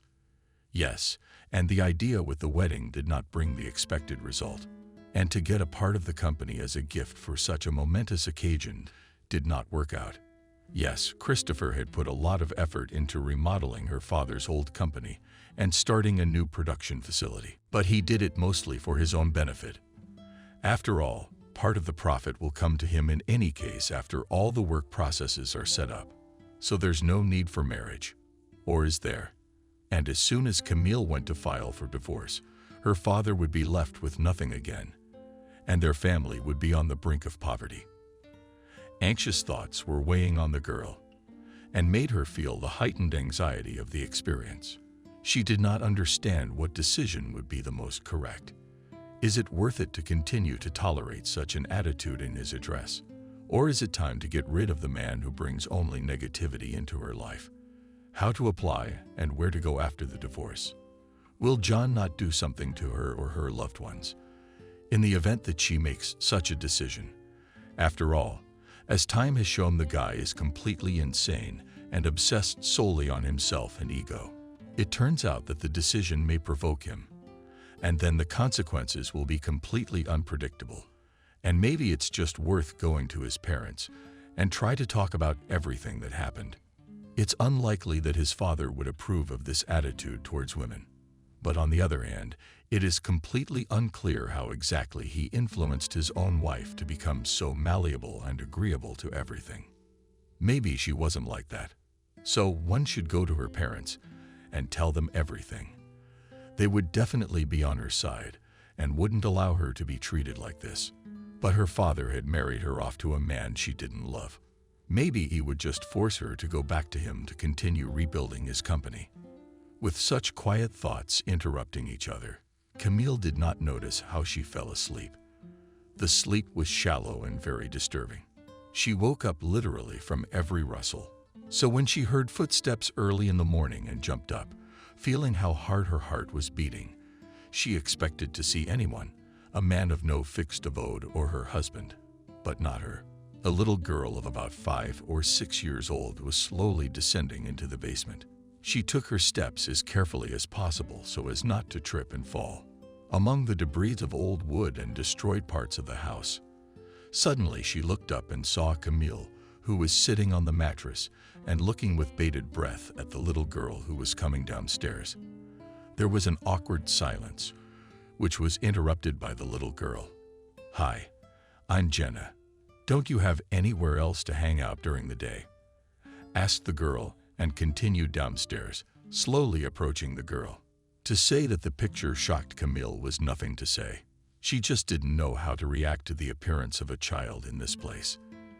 Didn't understand what she was even doing here or how she was being let off by her parents alone. The girl looked tidy enough. It was obvious that she didn't live on the streets. She talked well and was neatly forbidden. Yet she went down into the basement of the abandoned house, completely alone, not scared of a stranger in the place. The girl walked over to Camille and sat down next to her on the mattress. She started to look at the toy she had brought with her, then turned around and pulled out another one, which was lying right behind the mattress. How could Camille not notice a child's toy in such a gloomy place? "Baby, what are you doing here? All alone? Or did you come here with your parents?" the girl asked, staring at Jenna. "No, I came here by myself," she answered. "I come here often during the day to play. Sometimes I even sleep at night." The little girl, without much interest in the conversation, began to play with her toys, while making the characteristic funny noises. She did not look in Camille's direction. Camille looked at the little girl who was sitting next to her. "Aren't you scared to sleep here alone? And why don't you sleep at home? Do you have parents Or are you an orphan? After the last question, the girl felt that it might sound too harsh and hurt the child. But Jenna's reaction said otherwise. It was scary at first, but now it's not scary anymore. I'm used to it. Sometimes Rex comes to me at night. He's my dog that my mom lets out when I sleep here. He doesn't scare me at all. And when I sleep alone, I just play before I go to sleep. And then I'm not scared either. Tonight I will sleep here, so I took my favorite toy with me. The girl held out a small doll with blue hair for Camille to look at. How come Mommy let you come here alone? Aren't you supposed to sleep at home? I can't sleep at home. When Uncle comes to visit, said the girl in a completely calm voice. When Uncle comes only in the afternoon, I play here, and then I go home in the evening. And then I sleep with my mother. And when my uncle stays with us at night, I can't stay there because he doesn't know about me yet. My mom really wants to marry my uncle, but if he finds out about me, he'll leave, like all uncles used to do. So she and I agreed that she will tell my uncle about me after the wedding. In the meantime, we'll play spies, and I'll hide from my uncle so he won't find out about me before time. And then we'll be fine, and I'll have a daddy. I even like playing like that. I'm helping my mom to be happy. The girl said all this with sincere joy. She believed that her mom would really get married soon and tell about the baby. But Camille had little faith in this. She couldn't believe that such a thing could happen, that a small child could spend the night all alone in an abandoned house, spend almost every day of her life here without going to daycare, and yet her mother reacts calmly to all this. Moreover, she herself sends the girl to this place, knowing perfectly well how dangerous it can be for a child. Camille looked at the girl who was indifferently playing with her dolls for a few more minutes. She was engrossed only in them, and she did not care at all that she was in the basement of an old house, that her mother was abandoning her for a strange man. And at this moment the girl realized that the only one who really has no choice, who cannot change her life on her own and make balanced and responsible decisions. This is a little girl who involuntarily has to lose her childhood, happy moments, and grow up with serious psychological traumas. And she is an adult and independent person, can change her life without much trouble, can give up everything that does not suit her, and she can also save a little person who does not yet understand the seriousness of her problems and cannot do anything on her own. Do you want to? Stay with me while your mom marries your uncle, and then you'll definitely come back to her. We'll play and watch cartoons together, and we'll buy you a new doll that you won't be afraid to sleep with. Would you like that, Camille?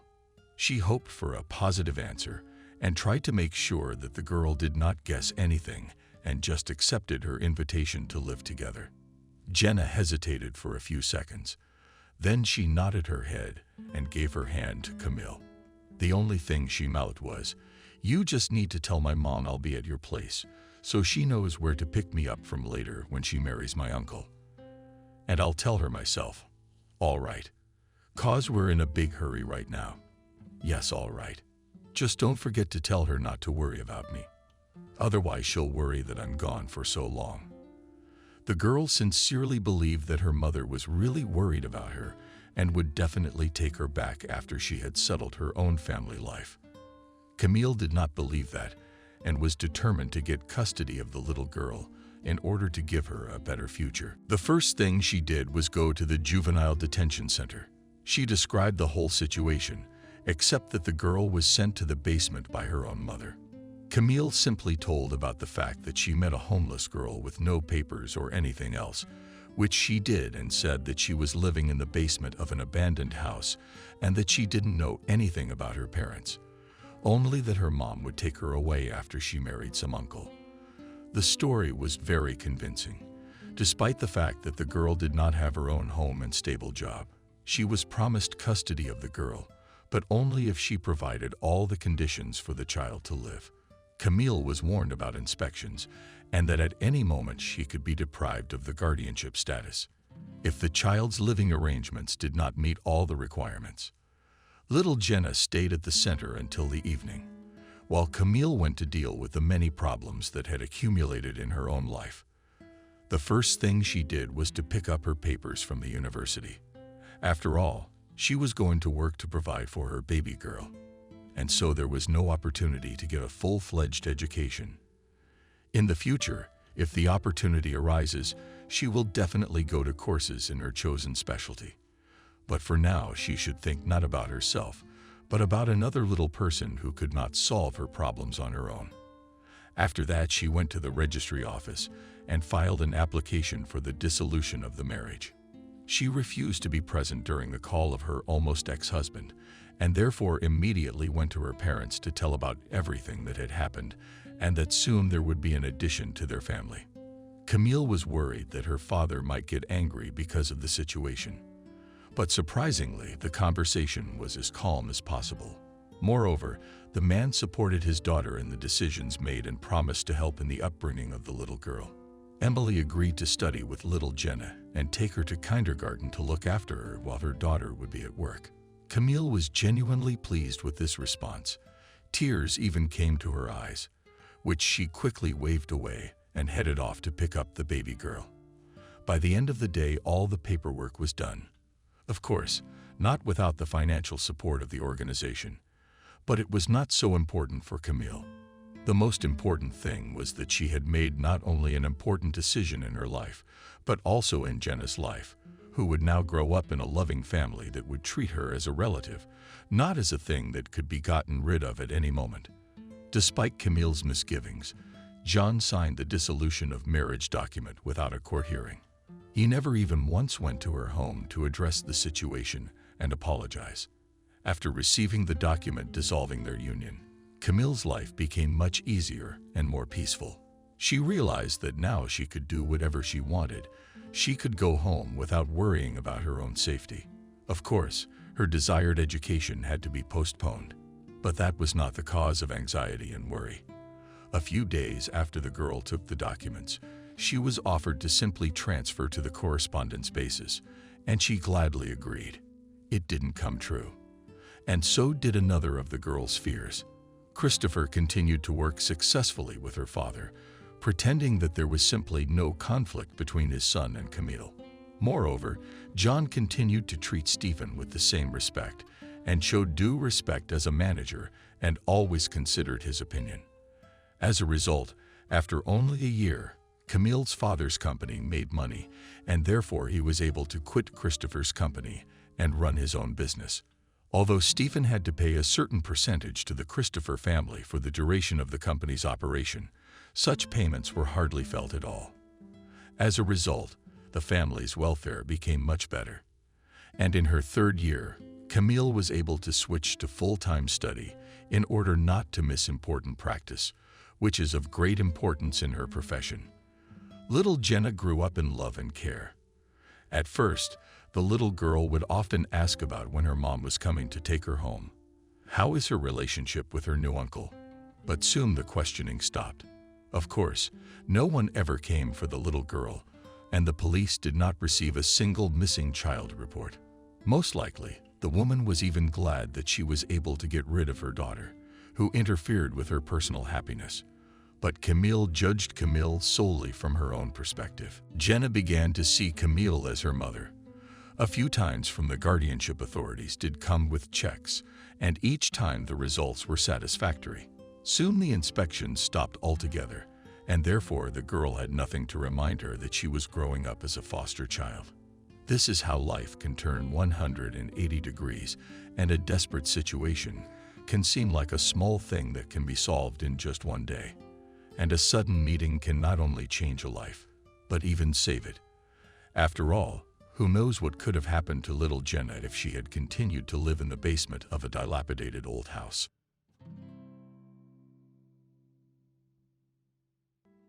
Lisa Lewin loved musicals. No, not the ones that directors were now stamping out, as if trying to plug plot holes with songs. She loved the Broadway masterpieces Cats, Les Miserables, Phantom of the Opera, West, Soviet History, My Fair Lady. Oh, how good they were. Lisa had watched them as a child and tears came to her eyes. She decided that she too would shine on stage. She would become an actress in such a musical, and her songs would touch people's hearts, making them laugh and cry. The childhood fantasy did not remain a dream. Lisa moved towards her goal, supported by her mom. At first, Lisa went to a private eminent vocal teacher. The girl was talented and did not waste her parents' money and the teacher's time in vain. Later, Lisa graduated from the Moscow Conservatory in pop singing. By this time, the young woman perfectly sang both classics and pop songs. She did not give up the idea of getting into a musical. The American production of Chicago was the one that impressed her the most. This musical was based on the true story of two celebrities.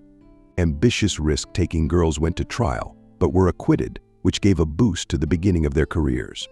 Lisa more than once imagined herself as a beautiful heroine, then Roxy Hart, then Willa Kelly. The woman even learned all the songs from there by heart. That she dreams of playing a prisoner knew only one person in this world, which Lisa once trusted. I remember he even said she looked like Roxy Hart with her blonde curls, blue naive eyes, and a bull's eye counter. And so years later, Lisa was reminded of her dream again, only already in an ironic way. It's true what they say about being afraid of your dreams. For now, Lisa was in the main location of the musical Chicago in prison, only she didn't want to sing and dance. She wanted to cry nonstop. For a whole month that she was in the cell, the woman did not stop shedding tears into the pillow, unable to cope with the emotions that choked her at night. And what frightened the fragile blonde most of all was not the place she found herself in, but the fact that she was accused of something she had not done. Only no one in the world believed her. Now Lisa Lewin, nicknamed Candle by the local prisoners, stood in line for a meager breakfast. She already knew that she would limit herself to a slice of bread and butter, drinking tea without sugar. After all, the smell of oatmeal, which the cooks had managed to water down again, making it unsuitable for her stomach, was wafting throughout the dining room. Lisa knew in her mind that she needed to eat. She had lost 5 pounds in a month, and she was not particularly fat, having lost weight on the food here. As her neighbor Miranda Ogoniak, whose bunks were at the bottom, used to say. However, she had no appetite, and the presented dishes killed it altogether. "Make way in primary," muttered the blatant arrestee. Recognized by the local queen nicknamed Countess Camille, in addition to the beautiful tone pushed Lisa hard with her shoulder. She couldn't stand her left face, and the fact that the girl was from a good, even wealthy family. Lisa lowered her eyelashes and silently shunned, not intending to engage in a dialogue and come to an inevitable conflict, from which the loser will come out, taking her portion of gray, mush smeared on the plate. Lisa sat down in her seat, her cellmate sitting next to her, a former teacher already of Nancy's age. They called her Aunt Nancy or Mama Nancy and treated her with love. Opposite settled two girlfriends, the same Miranda Ogoniek, a sportswoman with a haircut under the boy, and next to a young Shaitan, who became a term for the fact that interrupted walking on the side of Muzhenko. The first days in the zone were given to Lou and Lisa with great difficulty. She remembered how it all began with the search, which was a total humiliation for her. The wardens did not demand nudity. They searched her hair, her mouth, made her bend over. Then the quarantine area. It was cold there, so we slept in beds 2 at a time. There was steam coming out of your mouth. The walls were scrolled with mats and prayers mixed in. Then prison began. Lisa was lucky to have a cell. The roommates were nice, though strange. At first, Lisa thought she would go crazy in captivity, however one gets used to it. Here, Lisa began to get used to the schedule, to the shouts of rising, to the local smells in the industrial rooms with barely warm water.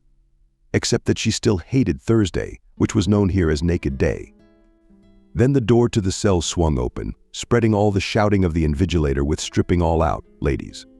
In this way, the administration checked if the prisoners had no marks from beatings, stains, infections, or fresh ones. Narcologist. Lisa was very helpful to Nancy. Lisa understood why she was fondly called Mom. The teacher treated the new girl like a daughter. The first night, as Lisa tried to muffle her sobs and sobbing with a pillow, Nancy got up from her seat and sat next to her. Lisa froze and then felt the older woman's hand touch her hair. She began to stroke her and softly sang a lullaby. To her voice, Lisa fell asleep. Later, Nancy taught Lisa the ins and outs of local life and the laws of the prison. Jenka joked that Nancy had been retrained from a schoolteacher to a guidance counselor. Nancy's aunt taught her that you should ask your relatives from prison for cigarettes in blocks. I don't smoke at all. She was confused at the time. You're doing the right thing. There's enough to ruin your health here. But cigarettes in the zone are analogous to currency, explained Nancy. Jenka went further and for some reason told her cellmate something new. A few ways to make a shiv. I do not advise to use it, but for peace of mind means of protection should have. Only for the master should be better hidden. I mean, Oganik told it with inspiration, or they'll start a search. If they find something, the extra will be sent to solitary confinement. You can take a dip in the local suite there. I was only there for 3 days, we bit all our nails. And if the shift falls on Efremuva, you'll forget. She likes to mock the wrongdoer. She says that's how she corrects us. She can strip us down to our underwear, pour water on us, and make us sleep on the bare, icy floor. From Joanna, Lisa also learned various words such as Shaheen Mahar, chatter, kippish. All in all, Lisa's vocabulary had unwittingly been enriched. The main advice from the woman in the cell, however, was to stay out of the way. They meant Miranda, although they didn't like her themselves. Now Miranda stretched her neck and tried to see who was making breakfast. I knew it. Oh shit, the woman said. Shoving a spoonful of porridge into herself, wrinkling her nose, stopped. Eating. If you can't cook, then stay out of the kitchen. People have no conscience to feed slop. She can even spoil the water. Usually Lisa did not enter into conversation with her cellmates, immersed in her own thoughts. But today, however, she looked up from the bread, which she methodically decided instead of eating. How does one get into the kitchen there? She inquired. Through connections, of course. I got my place in the kitchen thanks to the Countess's patronage. Miranda lowered her voice and nodded at another table. Now our queen has her people everywhere, so she gets cakes and ingredients for porridge in the kitchen. She's got a sneaky one. You know what else she did? Messed up with our new security guard, Christopher. They clamp while everyone else is working. Now he's bringing his mistress all kinds of salts. She's got him all over the place. The worst thing is that he doesn't even realize the position he's in. If Katya opens her mouth and tells about their affair, he could be fired. If they believe him, of course. But who wouldn't believe the Countess? She can bring everyone to heel. What kind of bitch is she? Miranda's tone made it unclear whether she was jealous of the Countess's position, afraid of her, or admiring her. Lisa decided it was all of the above. I heard that the Countess had her eye on the new doctor and had forgotten all about Christopher. I didn't know it myself. But rumor has it that the new doctor, who's a handsome fellow, put her words in for the wretch. We girls don't usually like to complain about illnesses, because it's medicine that maims instead of cures. The last time Belikova complained about the pain of the experience, she had a tooth pulled. And what's wrong with that? Lisa quirked an eyebrow, not understanding where the logic broke down. Miranda and Bale glanced over and giggled, satisfied that they could retell a local joke. It wasn't like she'd had her teeth ripped out, and without anesthesia. So she had 2 teeth missing at once. Good thing it wasn't in the front. One good thing, she changed her nickname right away. Now Belikova is our shark. She'd be happy to ban Gamova. That's why we're in no hurry to get into the hospital wing. If you say you have a stomachache, they'll cut out your kidney. Only now there will be a queue of suffering people. It's been a long time since we've had handsome men, only in pictures. Have you seen them? And this one can touch you if you don't bring countesses to him. The first. The girls giggled. Aunt Nancy looked at them judgmentally. Lisa blushed. She was having trouble getting used to the words of the local lingo. The Countess's chesty laughter echoed through the dining room, which caught Miranda's attention again. Yes, our Countess needs everyone. A deck of trump cards is being assembled, poked a disgruntled light, porridge, and gnawed a piece of gray bread with exasperation. She knows how to twist her tail. If the Countess has an affair with the doctor, she will go to the infirmary like to a sanatorium, and then live on pills. Christopher can't cope with her demands, can he? Covenant was not surprised by such stories. She had already begun to get used to the local order and knew that many ladies from local prisoners have intimate relations with the prison staff. In this way, they hope to receive special treatment and relaxation during their sentences. She was also aware that the Countess is the chief of substances in the zone. Except that the coveted medicines were not thrown over the fence and baked rolls were not handed to her. No bread. She used her employees for transit. You taking them in? Lisa heard the Countess was a former medical officer. She was serving time for selling counterfeit drugs and dealing in illegal substances. It was obvious that in prison she did not want to reform, but only improved her talents as a bargainer. Lisa involuntarily turned around and looked in the direction of the Countess. The prisoner was just behind Livis Courtling, and her minions were barely looking into the woman's mouth. Lisa thought that the Countess stood out very much from the rest of the prisoners. These women, though they tried to lid their eyes and lips, were still unconverted, menacing, somehow gray and unassuming. Their makeup reminded Lisa of a child's attempt at something that had fallen out of her mother's makeup bag. The Countess, on the other hand, was to match her nickname. Camille was tall, with fine facial features, a beautiful figure and soft-looking plump lips, which she painted every morning with scarlet lipstick. Except that these lips never smiled, and all but slid teeth. And the look in her green eyes was evil, piercing, as if an X-ray machine was shining through. At some point, Lisa realized that this gaze was directed directly at her. The Countess raised her hand. It was Pyriev who ran his thumb along her throat, decorated with tattoos in the form of flowers. Caught Lisa turned pale and turned away abruptly, barely missing her nose, bumping into a plate of porridge. Miranda clucked her tongue. She loves you, I see. She's got you close to her heart. Why wouldn't you two have crossed paths on the outside? Maybe you spit in her food? Or ha ha ha. I loved Lisa. Shook your head. No, I don't know her. I don't know why she's always clinging. The girl admitted bitterly.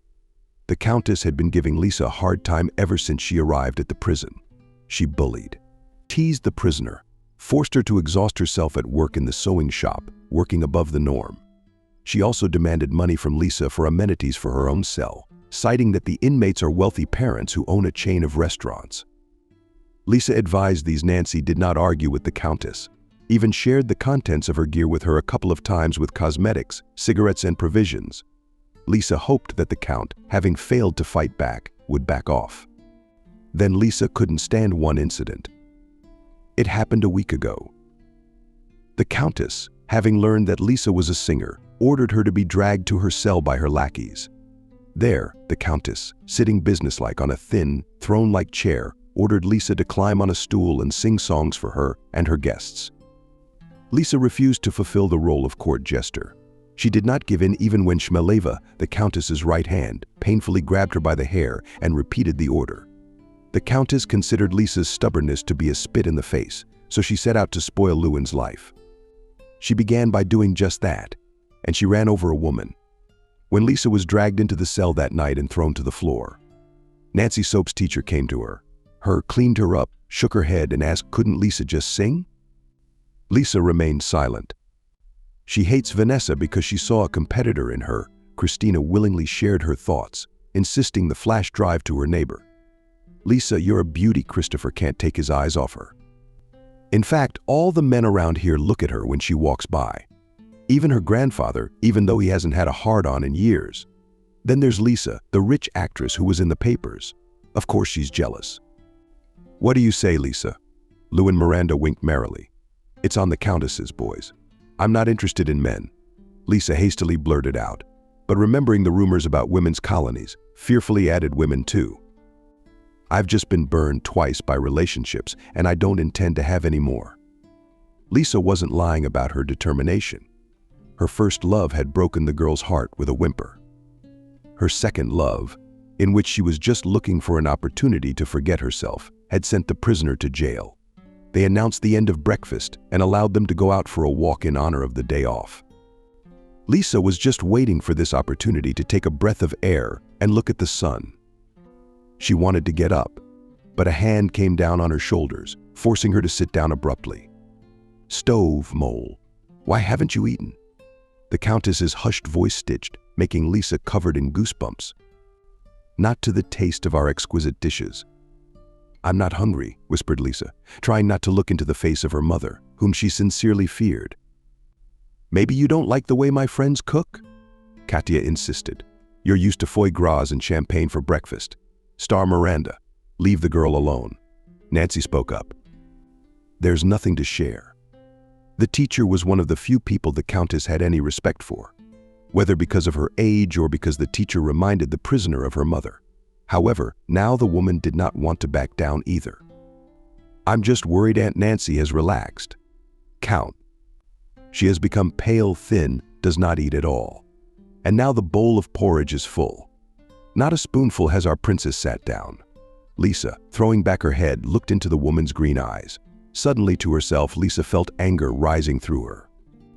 It rose from her stomach and hit the blood in her head. "Why are you so interested in my plate?" she asked before she could take a bite. "You want to finish your tongue for me? Don't be shy. Tell me, am I not greedy? If you need to donate something, also come." She loudly ahed, whispered barely audible. "What a fool!" The others murmured. The Countess staggered for a brief moment of astonished rebuff and silence. She quickly pulled herself together, however. Lisa did not realize at what moment the bunny grabbed her by the hair and with a sharp movement pushed her face into the bowl of porridge. Oatmeal flew up her nose in a flash. Behind molding eyes, Lisa opened her mouth to take a breath, but the Countess didn't let her off the hook. Like a cat, she lunged at the singer. "Bitch," she sang out. "You still don't realize where you are. You're nobody here. So don't open your mouth in the wrong place." Lisa, whose vision was still obstructed from the mush on her face by the tire lash, tried to fight back by touch. However, the singer was hard to resist. Aggressive ex-bunnies. "You make up your mind. What should I do, silence or sing songs?" growled Lisa irritably. Fractured more and more. She'd only been in jail a month, but she'd learned things, like how to show her teeth. Lisa fiercely wiped the cold mush off her face, looked in the reddened face of the Countess, who was dragged away. Usually at this point, the bunny was already being stretched by the workers, except that Christopher the newcomer did not risk prying into her mistress. "I tolerated being measured next to her." "Can you even sing?" howled the Count. "The first read an article about you. They say you poisoned a talented girl because you couldn't do a damn thing yourself. She sang for you. That's what they say." "And your family? Did she get money for it? Rich people can do anything, but it's a surprise, Major. We're all equal here. You're just like us. Heart in your chest." Lisa pounded furiously, sending hot, lava-like blood through her body. It rushed to her throat. Lisa didn't notice as she opened her mouth and sang. She sang hotly, passionately, as if she were on stage in the middle of a play. The bunnies, amazed, froze when they heard how beautiful it was, filled with emotion and color in the prisoners' voices. Lisa, on the other hand, looked into the eyes of therapist Kuchka, who even had her mouth ajar. Lewin's eyes read the self-confidence she had been hiding before. "Morning, give me hope. I want to run after my dreams again, just like before." Lisa sang the words of the song that first came to her mind, Happiness from the musical Cats. When she finished, there was a strange silence, like in the hall during a play. Except that the artist was not expecting applause. "I'm better than you. And it's not even about the money," whispered Lisa at the end of her solo. She realized that she had made a fatal mistake. The Countess's nostrils flared. She lunged at her rival like a wildcat again. They tumbled onto the table, sweeping away the remains of their plates. Miranda winced with fright. Nancy was begging the girls to get back together. Only now the warden's whistles sounded. The Countess, covering the curse, was pulled away from the heavy breathers. Lewin, someone touched the face of Weather the Covenants, and she saw Christopher in front of her. "Are you all right, Lewin?" he asked with genuine concern. Lisa nodded confusedly. "I'm fine." However, the guard frowned, noticing the scratches on the girl's face.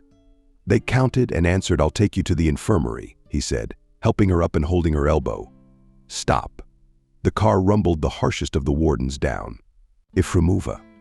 Where is the instigator?" "It was not her fault," said Christopher confidently. The Count pounced on her. "I saw it." The Countess, who was already being led out of the dining room, taking under white hands, turned sharply. Only she did not look at Christopher, that she was betrayed by Liza. It was the look that made Lewin's knees buckle. "What have I done? Idiot."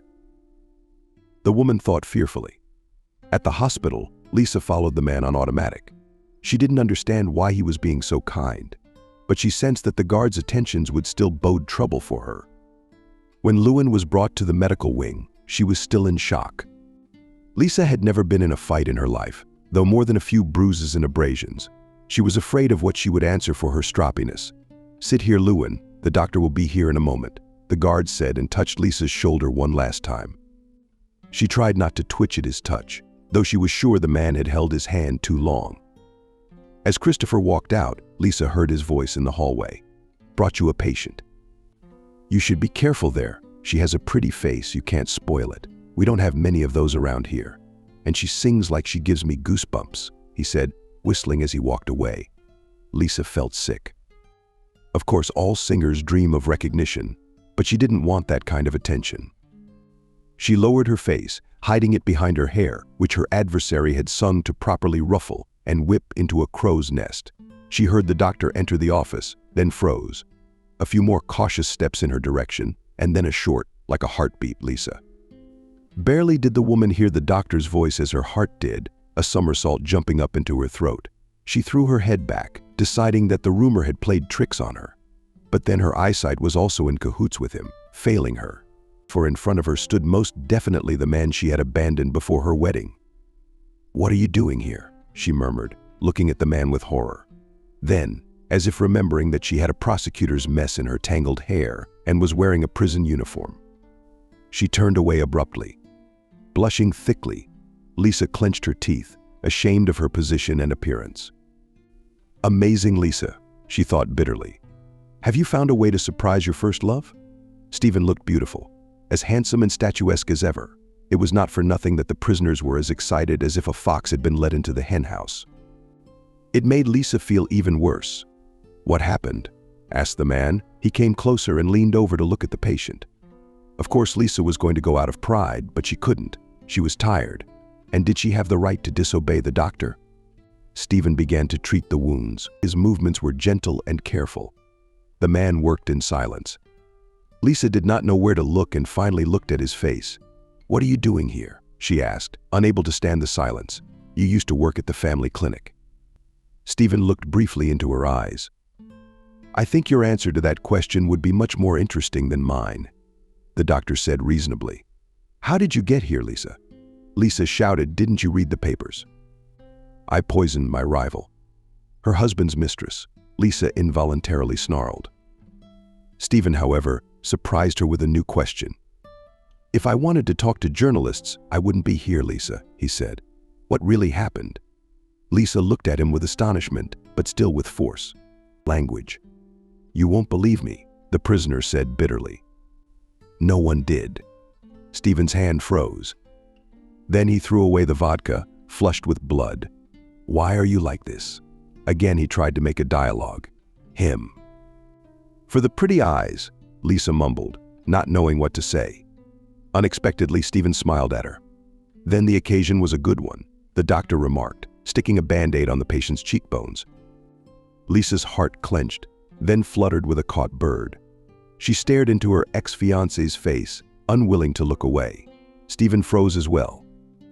It seemed that Stephen wanted to say something else, but Christopher returned to the office.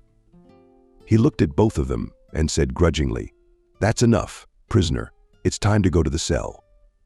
On the way to the cell, Christopher struck up a conversation with Lisa.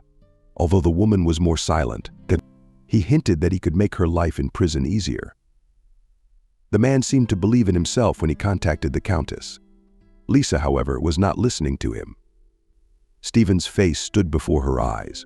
She could still feel the man's cold fingers touching her face. While he was treating the scratches, Lisa suddenly realized that the usually collected Stephen had forgotten to put on his gloves.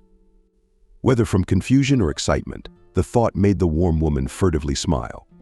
All day Lisa had been diligently pushing away thoughts of Stephen and the past that bound them together, the wedding that never happened, the love that ended in her tears. The woman tried to distract herself, but as soon as the lights were turned off and the cell was silent, the memories came flooding back. There was no escape from them. Lisa sighed resignedly and turned on her side, covering her eyes. She thought about what had started only 3 years ago, though it seemed to her that the events were in a past life. Lisa had met Stephen while watching an old musical. They ended up in adjacent seats in the old movie theater. It was January, snowy, fabulous.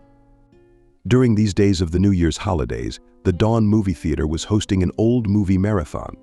Lisa adored this cinema, old and cozy. It had only 2 halls, but it had stayed afloat for what must have been half a century. Despite the fact that they had built multiplexes in nearby shopping centers, but in its heyday they decided to bribe the public with other things. For example, the floors with nightly screenings of classic movies, 1 ticket for a ball, catchy umbrellas, please, 5th row in the middle. Lisa asked the cashier. As she made her way to the movie rooms, Lisa saw that there weren't many people who wanted to watch the musical for a sleepover. 2 couples had taken kissing seats in the back row of everyone on either side of the auditorium. Obviously, they would be preoccupied with each other and not the pictures on the screen.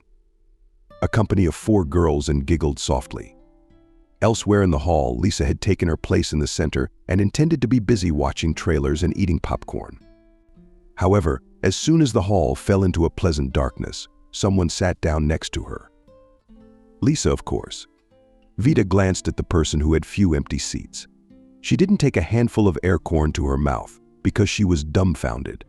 The young man looked as if he had stepped out of a Hollywood movie screen in the light that poured from the screen, his face as pale as marble. A flash on the screen picked out a pronounced lip line, cheekbones, a shadow, and a downward address. Then everything faded again, plunging the viewers into darkness.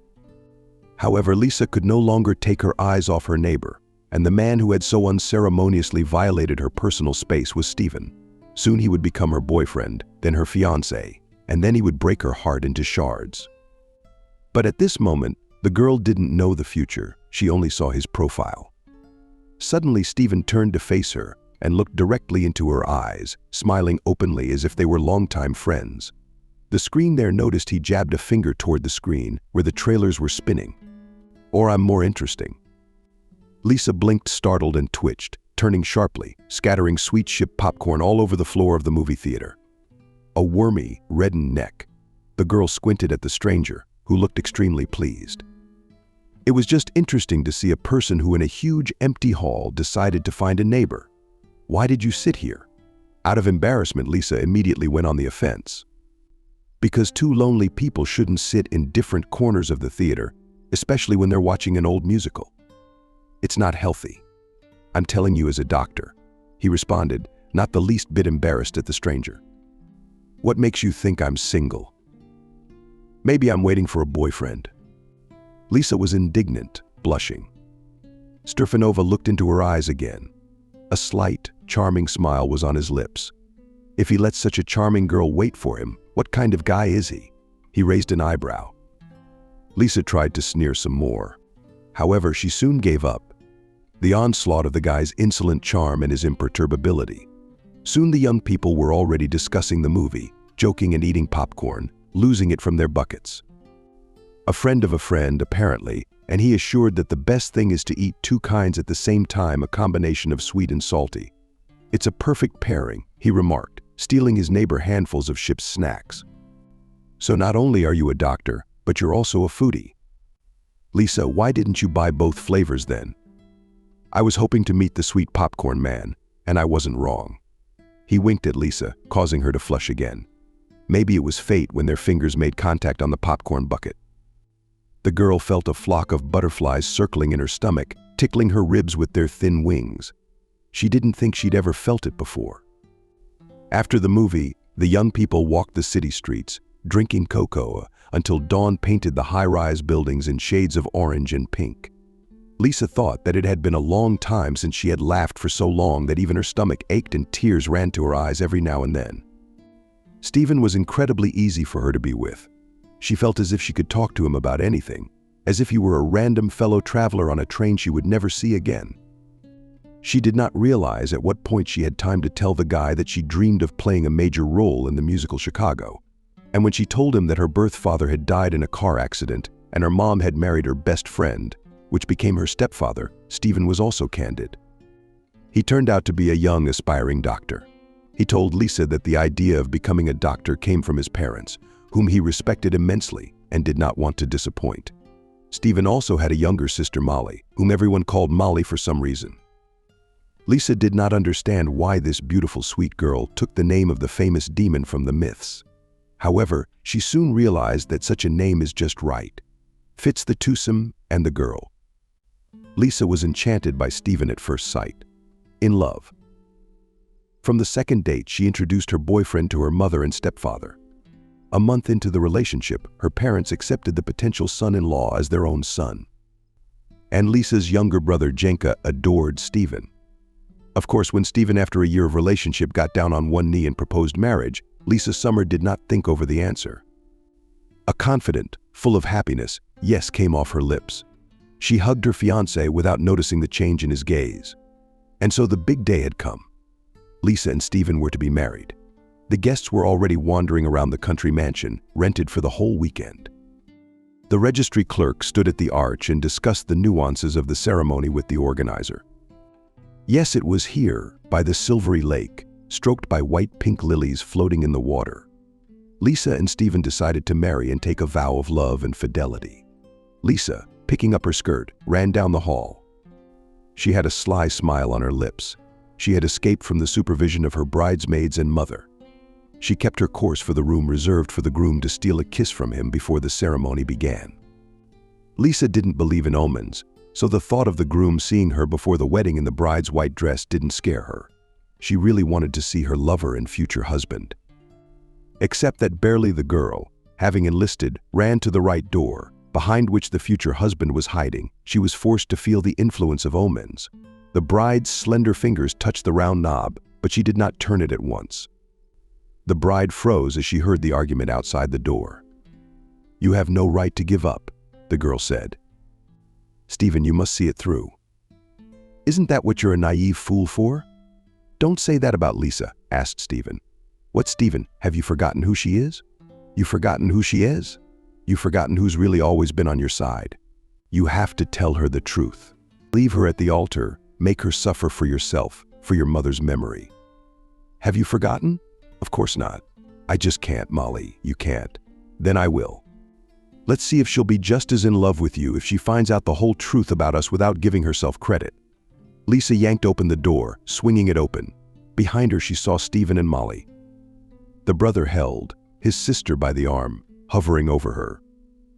"Lisa, I won't say anything for," growled Stephen in a tone that Lisa had never heard from him before. "And you understand me too?" Everything changed. Molly shielded her eyes, but then her gaze darted behind her fiancé's back. At first she was surprised, but then her beautiful lips stretched into a satisfied chuckle. "Too late, kin," she declared, pulling her arm out of her older brother's grasp. Stephen turned around sharply at the entrance. When he spotted the bride frozen there in her splendor, he was dazed for a moment, at first struck by the beauty of his beloved, who was like the lower snowdrop flower that first emerged from the frozen ground after Earth's winter. Thin, pale, fragile, trembling in the wind. But was there still hope for warmth in those who spotted it? It did not take Stephen long, however, to admire Lisa's beauty. He noticed with what horror she was looking at him. "How much have you heard?" He exhaled, frightened. It didn't matter how much she had heard. What mattered was how much she had to learn. Molly giggled, peeking out from behind the man's shoulder. Lisa had a smug look on her face, like a cat with a lunging canary. Molly leaned defiantly on her brother's shoulder, keeping her gaze on Lisa. The brunette pulled up and whispered something in his ear. He grimaced, trying to pull away. "Stephen," whispered the bride, confused, frightened. "What's going on? What's going on between you two?" "Listen, Lisa." The man rushed toward her, but Lisa was in a hurry. "No. Don't touch me. I want to know first. Tell her," exclaimed Molly with her hands. Her black eyes sparkled and a mocking smile appeared on her lips. "She must know the truth. You love her, don't you? Since you're so good, here's no need to start your marriage with lies." "Dear little brother." "Shut up, Molly." Stephen snapped at her. Lisa felt a crust of ice forming inside her. This thin ice seemed to break with every breath she took. Built. The babies fit into her lungs from the inside out. The bride put a hand to her rib cage because the physical were real, not phantom. The corset seemed too tight for her. There wasn't enough air. "Lisa, have you gone pale?" scared Stephen, taking a step toward her. One more attempt to touch the bride. "No. Don't touch me," repeated Lisa years ago. "Speak." Of course, in the girl's mind already makeup to make the explanation horrible and hurtful must be. Molly was not his sister. They'd been cheating on her, having an affair behind her back all this time. Gross. That's so gross. What are you two, lovers? The white bride to herself. A silence hung, broken by the woman's hysterically obnoxious laughter. Molly wiped a tear from the corner of her eye before replying. You'd like it better, baby. Trying to catch her breath, she said. Such words confused Lisa even more. She looked confusedly into Stephen's face, which appeared lost. Finishing it, demanded Molly abruptly cut short her own mirth. Then she, high-heeled, left the room. The bride and groom were left alone. Lisa was looking into her lover's face. He, on the contrary, averted his gaze. It will be a long and unpleasant conversation, Stephen said, looking out of the window. We can postpone it. I beg you. No, Lisa shook her head emphatically, clenching her fists and shifting the folds of the delicate fabric in her fingers. Tell me what she meant. Stephen licked his lips, then hooked his fingers into his hair, just perfectly styled. Resolved, the man straightened his shoulders and looked into his bride's face with a heavy Kyrie look. Lisa didn't like the eye. It did not bode well. You promise me you'll listen to the end and try to understand me without jumping to conclusions. You're in no position to set conditions. Lisa's mouth batted, but once again, at Stephen's struggling look, she nodded reluctantly. Okay, I'm listening. Her heart was pounding as fast as if she were rolling in a roller coaster car. And she had no idea if the next second would be a rise, a fall, or icy water. Our meeting was no accident, Stephen said in a tone devoid of emotion, as if you were reading me an interesting story. Then in the movie theater, I didn't just sit next to you. I knew your name, I knew your habits, all your friends, the things you like. Autumn more than any other season. What kind of coffee do you drink? Pumpkin latte in cold weather and coffee with orange juice in the heat. Knew all of them. I followed you to that movie theater too, knowing how much you loved that movie. But if you hadn't come that night, I would have found another way to meet you. But why? Lisa whispered as the silence dragged on. Stephen looked into her eyes with a short grin that had too much sadness in it. You do realize why, don't you? To get us here. He spread his hands, glancing around the beautiful room, so that you'd fall in love with me as hard as you could. To agree to marry me. Everything the groom told her further reminded Lisa of a terrible nightmare, not a harsh reality. Stephen had come into Lisa's life to ruin it. He had taken on the ridiculous role of avenger, blaming her for sins she had not committed. Remember you told me about your father and his tragic death, Stephen said softly, as if it hurt to force the words out of his throat. You said he was in the car with another woman. But I left out one important detail. She was his mistress, right? How do you know? Whispered Lisa, who had actually kept such an embarrassing truth from her fiancé's family. Her dad had died in a traffic accident and her mistress was sitting next to him. Her mom, upon learning of this, was almost depressed. At once, news about the death and betrayal of her husband knocked the air out of her lungs. However, next to her all the time was Vadim's best friend, who in the future became Lisa's stepfather. The man supported them, protected them. Over time, they tried to forget about the past. However, it knocked on the door again, and it was done by someone from whom Lisa did not expect it. Stephen looked into Lisa's face before he shocked her with the truth. Her name was Svetlana, and she was my mom. Lisa let out a convulsive sigh, her eyes widened with shock. Stephen, however, did not finish his confession. Did you know that our parents were in accidents for a reason? Your father was a dishonest man who built his business on blood. His competitors decided to get rid of him. He looked into Lisa's eyes. It was a contract killing. Your company was taken away from you right away, remember? Except it was your father who had to suffer, not my mother. She was a woman in love, and a naive fool. But people shouldn't die for that, you know? Stephen took a couple of steps to the window, looking outside. The guests were already seated on beautiful white chairs decorated with ribbons. The bridesmaids were handing out ice-colored confetti for the guests to shower on the newlyweds. Live music was playing. Guests drank champagne and enjoyed desserts and appetizers in anticipation of the holiday. However, this celebration seemed unreal to Lisa, as if it was not a couple of steps away from them, but in another world. Lisa looked at Stephen's profile. She remembered the first time she saw him and fell in love. Just like that, at first sight, like in ridiculous novels. She felt Stephen had not finished his confession, and she was right. After the truth about my mother's affair came out, my father lost his peace and sanity, Stephen pronounced, indifferently looking at the beautifully dressed guests' flashing smiles. My mother was an artist of the night, creative. Like a brightly colored bird, she could wake up in the middle of the night and paint the walls in the hallway because inspiration struck her. Mom always smelled like paint and her beautiful hands were dirty. Dad was a down-to-earth man, an ordinary mechanic who smelled of fuel oil. However, he adored his wife more than anything else in the world. They were happy, as I remember. And then when Mom was gone, he lost the meaning of life. Later, he read her diaries.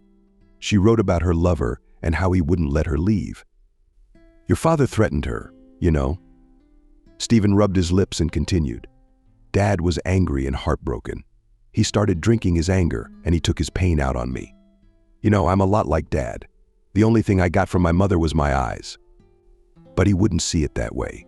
He shouted in my face, sputtering, nauseated, greasy saliva and breathing booze that I was not his son. He convinced me that my mother had me on the side. He abused me every single day. Chased me out of the house, even in the cold, with no clothes on. When Daddy was sober, he would hold me, rocking me like a baby, crawling on his lap, crying, begging me to forgive him. And then it would happen all over again. I was living in hell, and to be honest, I looked at my dad's face, which used to always glow and smile, but I didn't recognize him. I thought my dad was gone, and someone else had taken his place, like a demon that possessed people. Stephen shook his head, and the corner of his lip quivered as if he wanted to. He grinned at the childish fantasy, but he couldn't. Later, one of the neighbors called the child welfare authorities. They came for me, but I did not want to leave. I remember that I cried and touched them, but they took me away. At first I lived in the hospital. A psychologist was in constant contact with me. Then I was sent to an orphanage. My father was forbidden to see me. They said he was a bad influence on me. I think that's what the psychologist decided. I fought a lot and was withdrawn. And then when my dad lost everything, well, he was gone too. They found him in my mom's workshop. Me? I'm sorry. Lisa struggled to hold back the sobs that burst from his chest. But tell me, was it my fault? What did you want to do to me, Stephen? Stephen shook his head. I don't know, Lisa, he admitted honestly. Your father set it all in motion, you know. He started it first. Pulled the card out of the paper house of someone else's happiness, making it crumble. I hated him my whole life. I couldn't hate my father.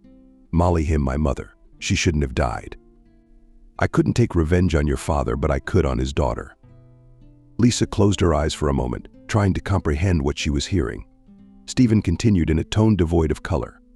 I didn't decide to do it right away, though. I tried to forget honestly, tried to live another life. I even had the perfect chance to do so.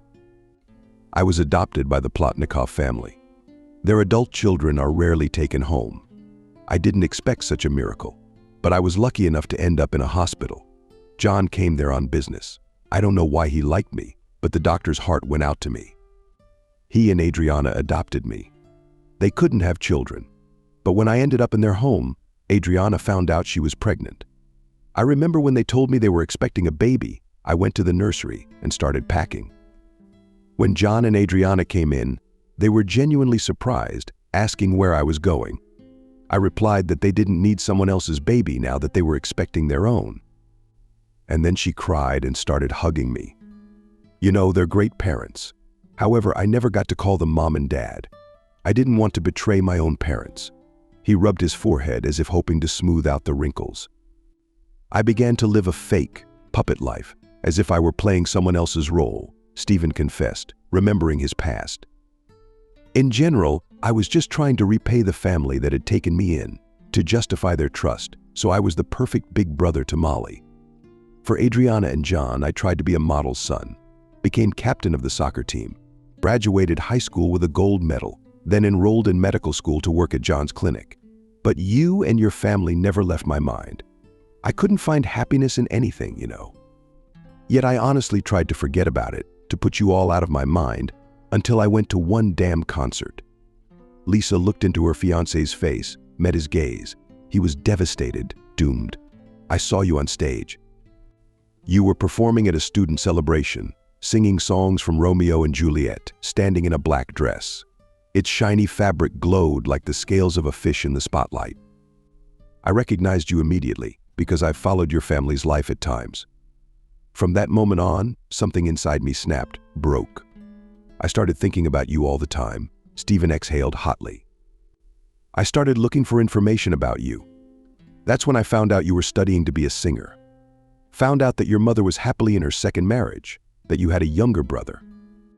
I found out you own a chain of restaurants. Thanks to what? Damn it, Lisa, I became obsessed with you, you know. After what I'd been through, I thought you had no right to be happy. I wanted to do something to get back at you. And when I gave everything to Molly, she convinced me that the best revenge for a girl is to break her heart, to dump her in front of everyone at the wedding. Lisa turned pale.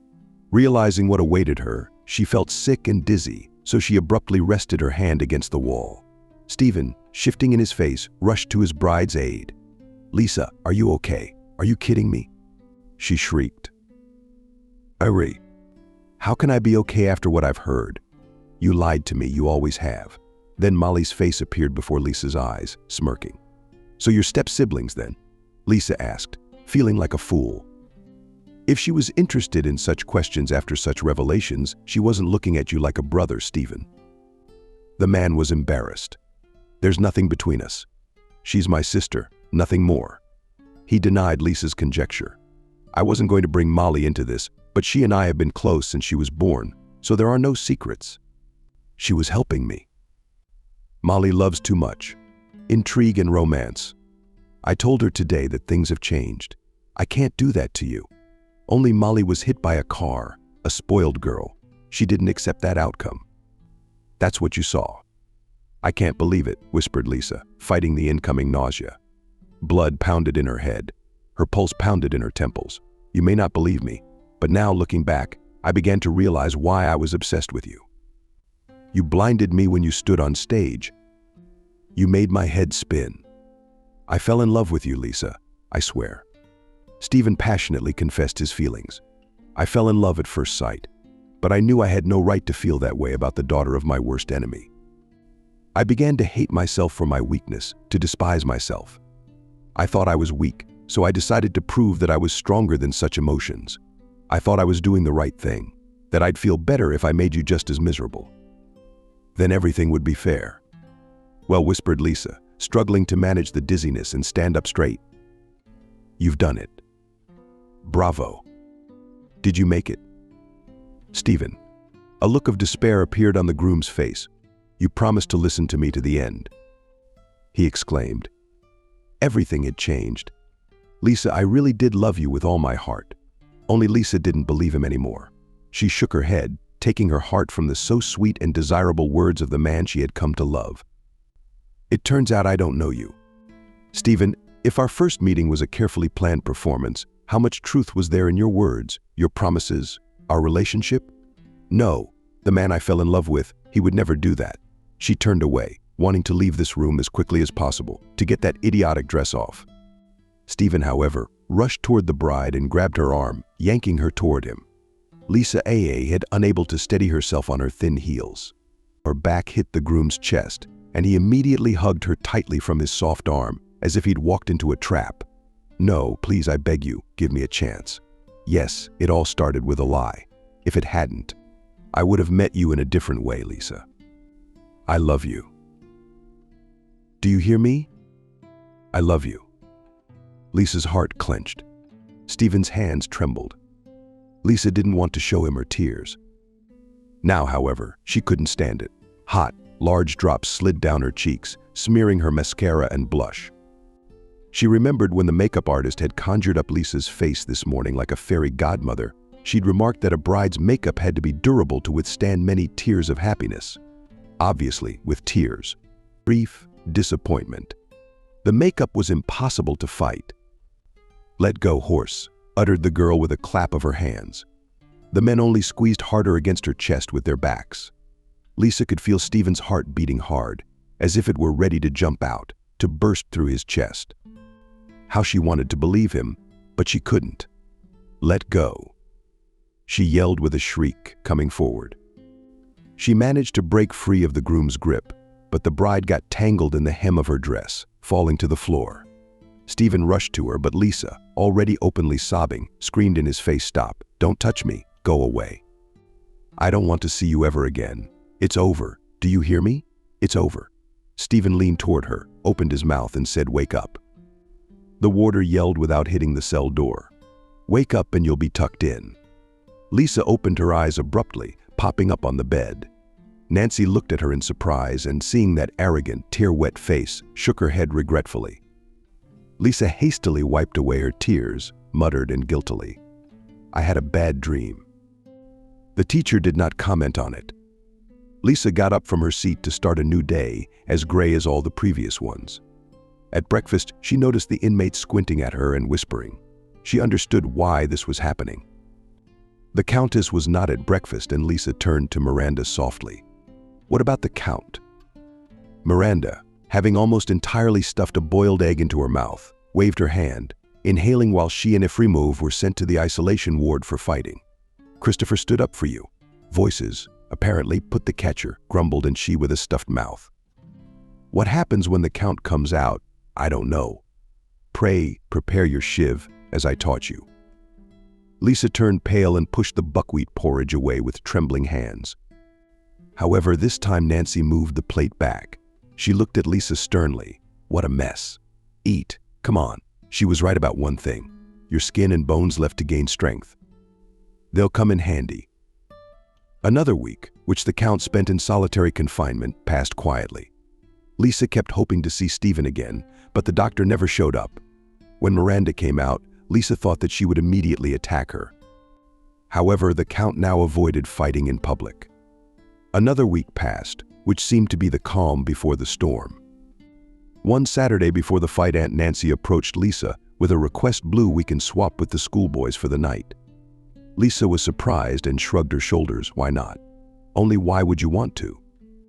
"Mine isn't the least bit more comfortable. It sags at the bottom like a hammock. I have to measure in a certain position to fall asleep," the woman admitted. "That's all right." Nancy waved her hand, smiling gently. "Just want to sleep there tonight. Give it a try. Old, I've got a quirk already. I feel like the air has a cold pull on my side." Then the teacher lowered her voice and, leaning closer to Lisa, added, "Yes, and God, they say, is always fidgeting over me. No strength. She's restless.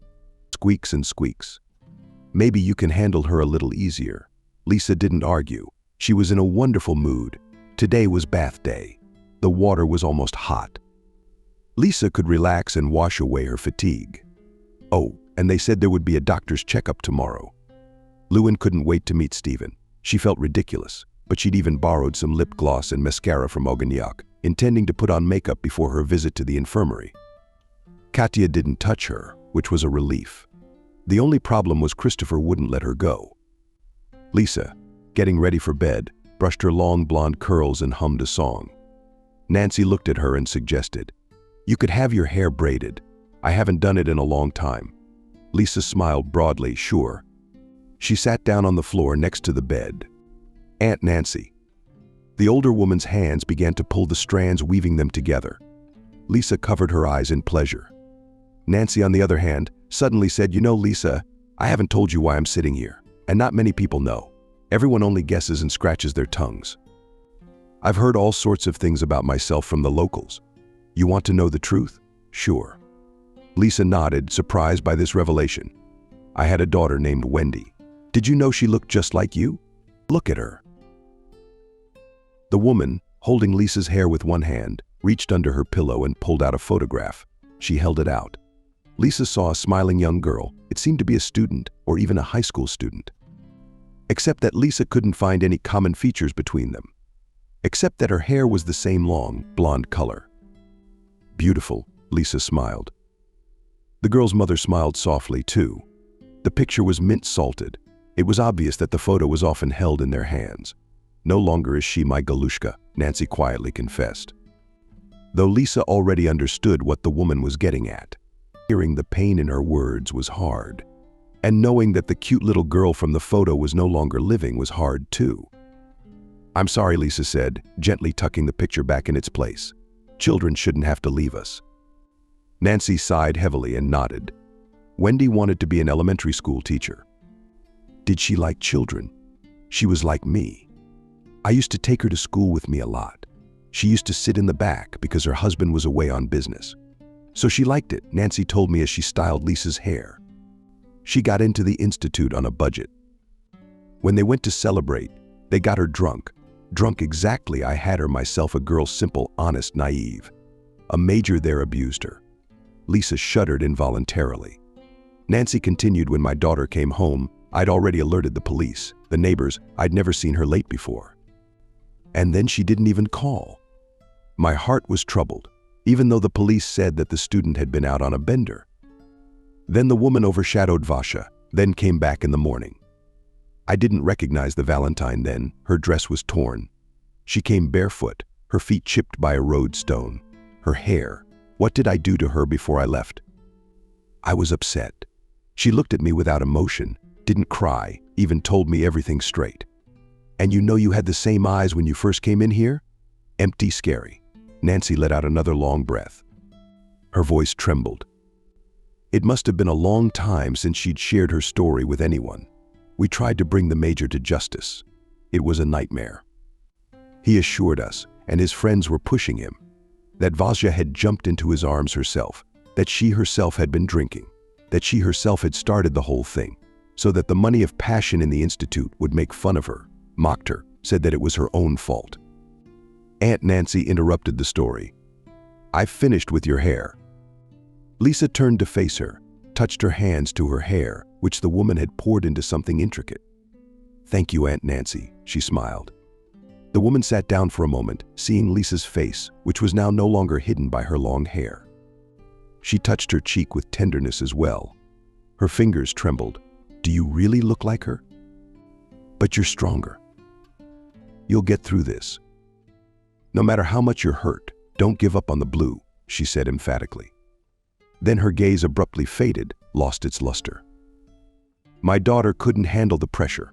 She couldn't handle the shame. She left me a farewell letter, apologizing. Then they found her body in the river. Lisa felt Nancy's pain as her own. She reached forward and gently put her arms around the woman's narrow shoulders. Nancy lowered her head gratefully. The perpetrator of all this came to me then, asking me what I wanted for my silence. And I wanted only one thing, that my daughter should live longer. I would have given my life for it. Only he couldn't fulfill my wish. How did you end up here? Did you do something to him? Lisa wondered. Aunt Nancy grinned slyly. You know there is no dirtier person than an angry mother. Next, did you get it right? I was disillusioned with justice and decided to settle the score with my own hands. Except all I wanted was a confession, you know. But when I went to him, this guy, he laughed at me. And at my Golubkina too. God rest her soul. Then I couldn't stand it and pushed him through the open window. He crawled out of the second floor, only he survived. I still ended up in here for attempted murder. His father hired the best lawyers to hide me. Lisa shook her head, thinking how unfair the world was. Nancy, meanwhile, took her daughter's picture in her hands, stroked it with her fingers. I couldn't save my daughter. I might at least save another poor soul, muttered the woman, looking at the photo. She hastily wiped her tears, fearing they would drip on the photo. And what about your husband? Remembered another character in Lisa's story. He's waiting for me. The old stump, Nancy said fondly. He writes letters. She says he won't die until we see each other. Lisa smiled. She thought that her spouse had not been spoiled with attention this month, although Lisa didn't expect a letter from him. Unless it was the divorce papers. The idyll between Nancy and Lisa was interrupted by the voice of Ogniak, who returned to their cell. Holy shit, Maxim, exclaimed Miranda, seeing Lisa's hairdo. Nancy's mom, I want a beauty like that too. Your hair is short. I can only put a bow on top, the woman said with a good-natured smile. Miranda started to laugh jokingly. Lisa looked in her pocket at the mirror for the first time. She smiled, noticing how beautiful Nancy's hands had made her. Aunt Nancy, can you plate me tomorrow too? Lisa blurted out involuntarily before the doctor's examination. Nancy suddenly laughed with the answer. Miranda sputtered. Why are you getting ready for a date with a doctor like that? primary joined her with suspicion. Luckily for Lisa, they announced it was time to call it quits. Although Oganek flicked her neighbor on the nose, she promised to return to this interesting topic. At night, Lisa fell asleep on Nancy's bed with her hand tucked under her pillow. She felt the rectangle of the photo with her fingers and realized that the woman had left a picture of her daughter. Lisa felt immensely sorry for the girl and her mother, yet she still felt a kind of mental uplift. She thought for the first time that her life was going to work out. With these thoughts, she fell asleep. In the middle of the night, Lisa woke up to a strange noise. Her sleep was still responsive in a place that was foreign to her. The woman opened her eyes. The cell was dark, but she caught shadows, as if someone was moving. At first, she thought Miranda or Bale stood up. Then there was a whisper, but the voices were foreign forces. "Keep your mouth shut so you don't take any chances." Groaning footsteps, the creak of springs quelled.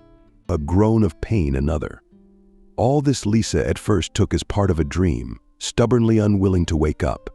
It was the woman who had put everything to sleep. "Yes," answered she, so sang her beauty. And then Lewin was struck on the head as if by a blow. She jumped up sharply in her seat, looking after the people who were leaving their cell, and hurried to lock the door behind them. "Stop," she shouted. Hearing her stranger's voice, everyone dropped and rushed on. Lost to the smart hallway, Lisa threw off the blanket, rushing to Nancy's bed. She touched her shoulder, turning her toward her. Nancy's aunt called out. She was beginning to shake with fright. "Aunt Nancy." The woman didn't answer. In the darkness, Lisa's hand felt something hot and sticky. She squealed and then yelled, "Miranda, Christina, get up." Lisa rushed to the door, pounding on the bars with her bare hands. "Security, security. We need a doctor. We need a doctor now." There was an uproar. The lights came on. There was a rush. Lisa sat on the floor of the cell, shaking with terror. She was looking at the pale Nancy. She noticed now that her hair, usually gathered, was loose. This was how Lisa of color had slept. The woman was wearing a warm touloup, which helped a little to protect her from her attackers. An investigation began. Lisa was questioned more than once, but she answered only what she knew. She did not give the names of those she suspected. Miranda and Christina forbade her to talk about it. Her friends that night slapped Lewin's cheek so hard it hurt, and they demanded, "Don't you dare knock. Do you hear me? Don't talk about the Countess." "How could I?"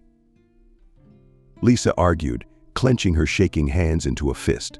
They're Nancy. Nancy's mother lay in your place because she knew about the plans of those skins before anyone else," Miranda parried, looking hard into Lisa's eyes. "Make sure her sacrifice is not in vain. I see they're a key somewhere on the ball. Not enough for you. You want to walk out of here with your feet up?" Lisa didn't want to. Now she was really afraid. Miranda count. How the 2 days passed, Lisa didn't remember. She was afraid of everything. She even slept with one eye open.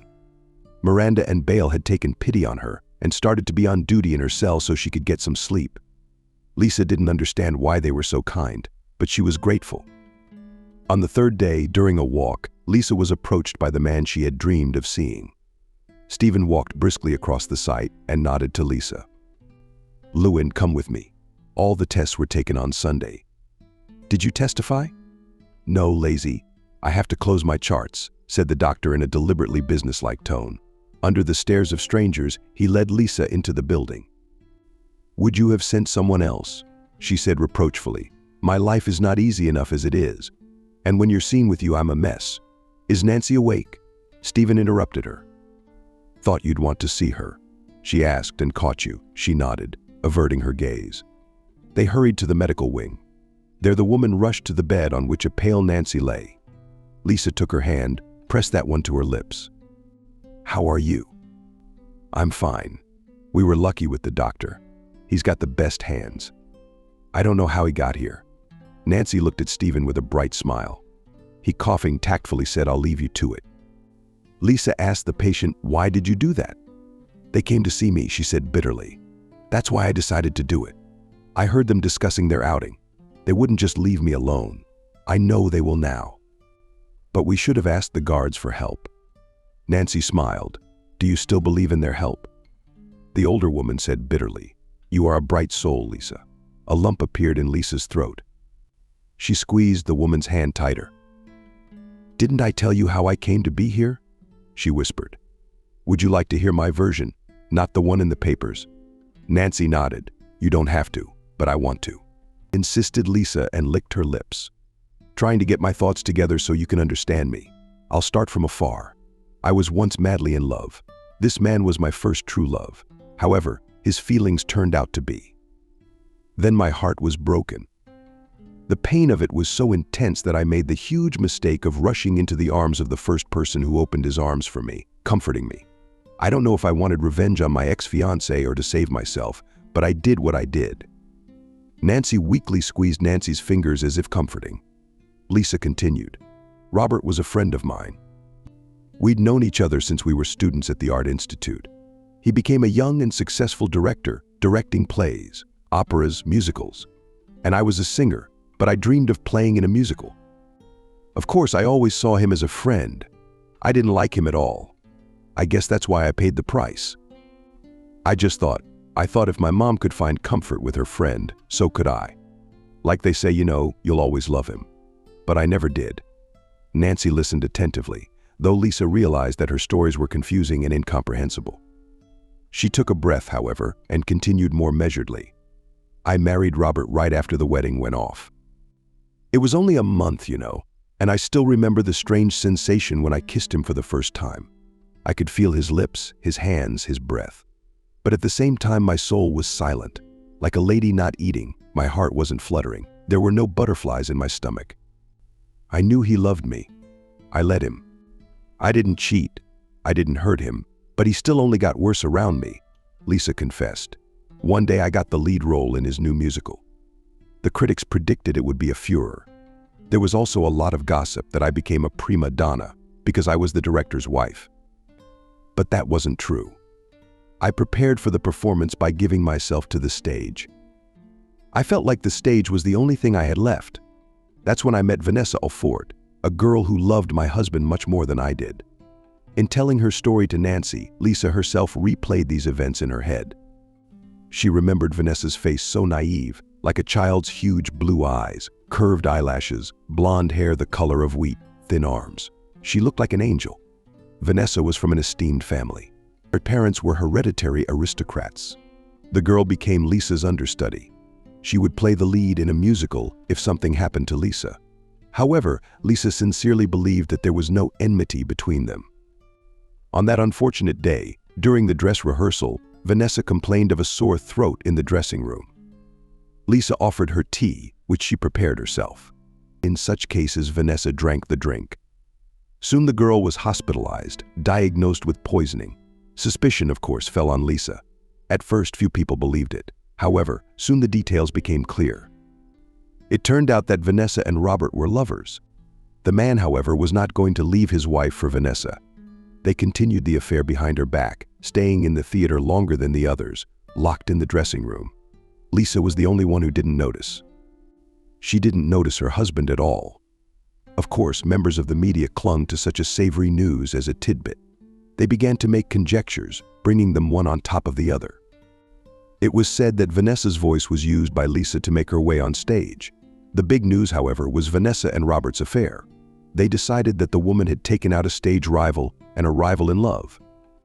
At first, Lisa believed that everything would be resolved peacefully, but already at the trial, she faced the harsh reality and betrayal.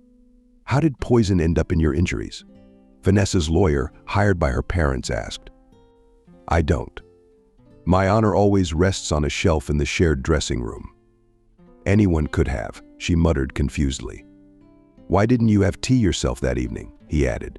"You love it, don't you?" "But I did drink it," insisted Lisa with a frown. "If you had been drinking, you would have been lying in the next bunk with Vanessa." They were warming the bench, cheekily the defense attorney, trying to piss Lewin off. Later, Vanessa and the other girls from the theater testified. That's when Lisa realized she'd been wasting her time paying attention to anyone but. She had made enemies and envious people. They blatantly lied, accusing Lisa of hating Vanessa. I remember during rehearsal, she pushed Vanessa, and she nearly fell into the orchestra pit, the girl remarked. Lisa gasped. Actually, she rushed over to Alice to keep her from falling.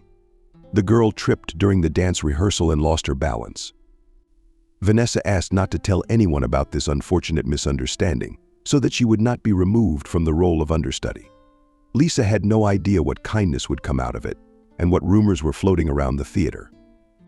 However, Lisa believed to the last that she would not be judged, except that Vanessa's parents turned out to have many more connections than the Lewin family. As a result, she ended up behind bars. "What about your husband?" Nancy asked. "Did your husband end up not believing you?" "I see he doesn't come to see you. It's just my mom who brings the parcels. Robert said something during the trial that really got to me," Lisa admitted at the end. "He said I would never poison Vanessa out of jealousy, because I never loved him. But out of jealousy of the scene one could. Then he looked me in the eyes and I realized how much pain and anger there was in him. He was angry because I couldn't love him and throw him out of my heart. First love, he hated that about me, so he decided that no one should get me. And here I am alone." "You are not alone," smiled Nancy. She then began to fall asleep under the influence of the medication given by the doctor. Stephen was standing next to Lisa. She realized that he was listening to everything, but she didn't worry about it. It was even easier. "Is she going to be all right?" Lisa asked. She'd been wandering around all night with a fever. A scratch at that age can be fatal. "But Nancy's all right. She's hanging in there. Of course, we'd better get her to a hospital." "Who'd let her?" "She's lucky she thought to put on a jacket. The knife missed her, though the blow was severe. No major organs were hit." Lisa turned to Stephen. He was standing in a white doctor's coat with his hands in his pockets. Lisa didn't mean to, but smiled as if to an old friend. The handsome face of her former lover was like a ray of light in this dark, gloomy realm. Stephen, however, didn't smile back. "You need to get out of here. There's no telling how many more attempts there will be to get rid of you. Nancy told me everything. Earl's inmate was more than a little angry. She blackmailed Christopher for another page to get a duplicate key to your cell. That kind of attitude is scary. Nancy thinks someone's hired you. The case involves more than a little bit of Lisa Poe's detainee animosity. Easy for you to say. Are you suggesting I spoon dig?" He shook his head, then sat down in front of Lisa and took her hands in his. Lisa flinched, but didn't take her palms away. Her body felt as if an electric shock had gone through her. "Listen carefully. We're going to help you." "Okay, I got you out of here. But this will only be the beginning. You have to prove your innocence. You can't hide forever." "Can I? I don't know," mumbled Lisa, blushing. Stephen's fingers stroked her palms, making the butterflies that had long since slept, if not died, flutter again. "Do you trust me?" he asked insistently. "I have a choice of allies here, or few," Lisa replied, lowering her gaze. "Especially those who are skillful at revenge." Stephen smiled, then sushi. During the night, Lisa started moaning, so much so that Jenka woke up. She climbed down from her skates, tired of listening to her friend's sobs. "What's wrong with you? God forbid you get stabbed. Does your stomach hurt? No strength?" "I'm sorry," Lisa sang. She'd been a performer in a musical, but she was doing great now. Miranda touched her face. It was wet. Her hair stuck to her suits. Lisa had washed with soda water before. A doctor was called. Lisa was taken to the infirmary. And there began the scariest part of the plan for the girl. Stephen explained that they would not let her go to the clinic so easily, so the man diagnosed her and made a cut on her stomach. And then what was the floor for? Only then did the doctor call the warden. "Look, I did the best I could under these conditions." He demonstrated the scar. "However, she needs full treatment and urgently. Otherwise, I'll have to write to the highest authority." There's a lot of noise around her. The supervisor shrugged her lips. "I can't. Let me take her to my father's clinic to fix her up. We'll have her back in a week," Stephen suggested. "We'll do it quietly." For a while, the boss was still resistant. But Stephen was too charming a man. A man like that, a woman could never refuse a request. And so Lisa found herself in a spacious ward under supervision. Stephen came to see her the next day. "There's a guard on duty at the entrance. He will leave in 1 hour exactly," he announced, handing her a medical gown. "Change and leave. There will be a black car waiting for you." Lisa did not argue. She realized it was better to trust Stephen completely and go with the flow. When the girl pulled the robe on, he turned away. She only grinned when she was done with changing clothes. Lisa turned to the savior. "Thank you." He turned around, shook his head. "It's too early to say thank you. When are we all done? Who are we?" The woman frowned, unaware that someone else had been privy to the plans. The man grinned. "You'll find out." At the appointed time, Lisa ran out of the hospital and into the car that was waiting for her. She literally fell into the back seat, gasping with excitement. What a spectacular appearance. "You're definitely an entertainer, not a circus performer," poked the girl driver and hit the gas pedal. Lisa looked out from behind the seat and marveled. "You?" Molly glanced in the rearview mirrors. "Who were you hoping to see?" "Vin Diesel from Fast and Furious." "But forgive me graciously that your precious ass isn't being saved by him." "Why aren't you helping them?" "You," Molly marveled. "Self-importance. Actually, I'm helping my big brother." "I thought you looked at him differently," Lisa grudgingly admitted. Molly, entering the corner abruptly, poked loudly. "You have too rich an imagination. I just saw the way he fought back when you ran away from the wedding and disappeared for a month. He told you you were an idiot, and you came back with a ring on your finger without giving him a chance. At first I was glad. I thought he'd get over it, forget about you. But it wasn't happening. Stephen just got worse and worse, not realizing what he saw in you. But my brother loves you, so he got a job in circulation to keep an idiotic eye on you." Lisa's lips trembled with the urge to reply to Molly that she loved her brother too.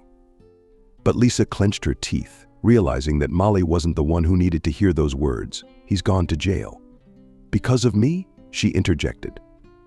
Molly rolled her beautiful eyes. "And you think he just decided to change jobs, so to speak?" "The man got tired of the big money in the private clinic. He wanted a thrill. Are you really that naive, or are you just kidding?" Lisa pressed her palms to her face. She even agonized thinking about Stephen. "You didn't relax too much there." Molly pulled her out of the house. "You're staying with me for a while. Stephen, you don't want to draw attention to yourself. And then we have to figure out how to get justice. You can't always be in hiding. It's one way to change your name, though. Did the exterior go to Cuba?" "No," Lisa cut her off decisively. "I know what I want to do. Will you help me?" Molly grinned, asking. Vanessa Alfort walked backstage at the theater. The girl had not been here before so deafeningly she bit her lips nervously. Tonight, after rehearsal was over, she had received a bouquet of scarlet roses and a strange letter that had been left in the dressing room. She didn't believe Lisa had written it, but who else would know about her affairs? There was only one line, a quote from a musical. "If you lead them on by the nose, they don't realize you're cheap." And a place and time where they'd be waiting for her. And Lisa's signature. Vanessa looked around, but no one was there. Then she heard a rustle, then juice, juice, juice, juice, a woman's heels and silence. Vanessa got angry. "Well, who's here?" "This isn't funny," she declared. She heard a woman's laughter in response. The acoustics of the stage and the specialty artists.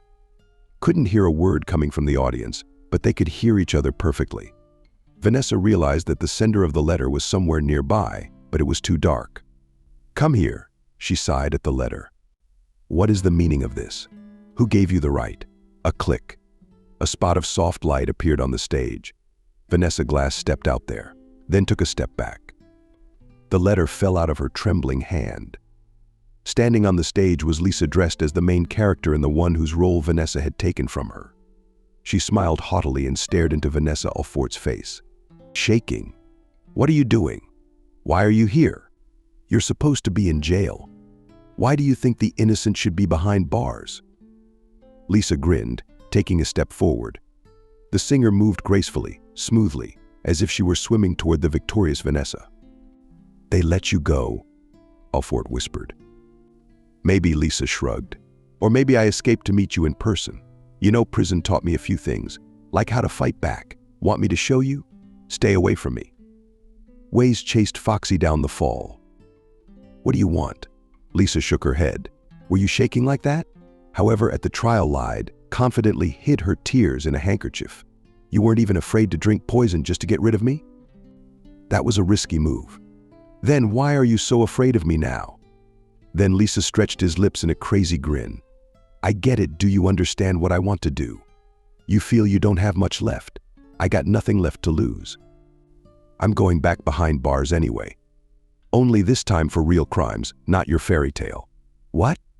Vanessa stammered, looking up at the woman looming over her. What are you up to? Lisa raised the hand she had been hiding in the folds of her dress. Vanessa clapped, yelped, and seeing the gun, Lisa pointed it at the girl. No, don't, I beg you. I'll do anything you want. Alfort cried. Lisa pretended to think about it. Then she nodded. I want to hear the truth. Then I'll probably give you a chance, or at least two, counting to 10 before I pull the trigger.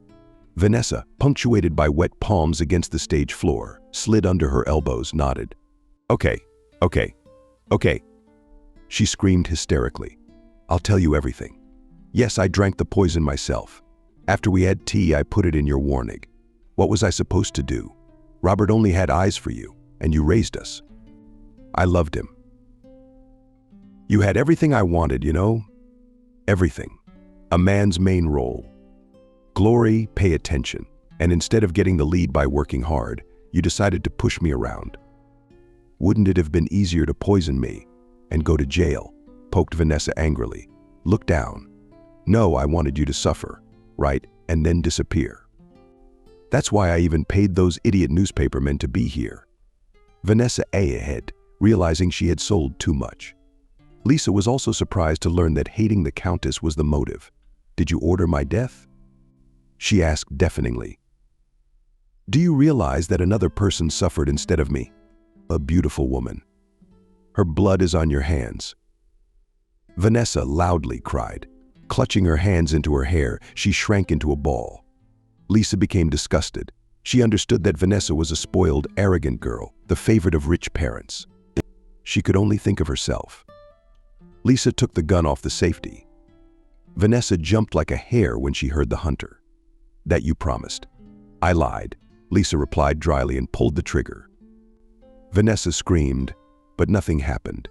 She gingerly opened her eyes and looked at Lisa, who grinned and said bang. Vanessa had no sooner opened her mouth than she heard a popping sound. The backstage area behind where the women were standing began to rise. There were more claps. They turned into a flurry of applause.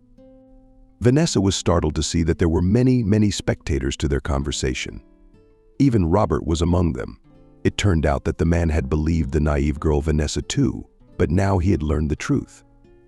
Lisa threw a gun at her feet, which turned out to be a fake. You wanted the lead role? Enjoy, she said, and then retreated away. She found Stephen standing in the shadows. He was picking up the backstage area and watching the woman with a burning gaze. Lisa hurried toward him, faltering in her stride, not saying a word. She threw herself around his neck and pressed her lips to his. Barely breaking the kiss, the woman whispered fervently, I love you. I'm sorry for everything, I love you so much. Stephen smiled, and you forgive me, my love. Then Lisa had a hard time. After all, she had escaped from prison. But Vanessa's confession and witness testimony played their part. The charges against her were dropped. She apologized. Aunt Nancy was soon released from the colony. Her beloved husband Lisa was waiting for her on the outside, who made a decision to help the old people in everything and provide them with a happy old age. Lisa's life took a new turn. She was now afraid of little and tried to live life to the fullest. You never know when you might be put behind bars. Lisa, now Lisa, was playing in Broadway musicals, just like she'd dreamed of as a child. This is her song. People laughed and cried ironically, but like the heroines of Chicago, she became famous and popular after the prison story. Today, however, 5 years after leaving prison, Lisa had her final role on stage waiting for her. After all, she recently found out that she is expecting a baby with her beloved husband, Stephen. Therefore, the singer decided to take time out in her career, because family was more important to her than anything else in this world. Yes, the love of Stephen Lisa began with deception. However, it passed all the tests. It ended by becoming simplistic and selfless. It's the kind of love you sing songs about, make movies about. Maybe someday they'll make a musical.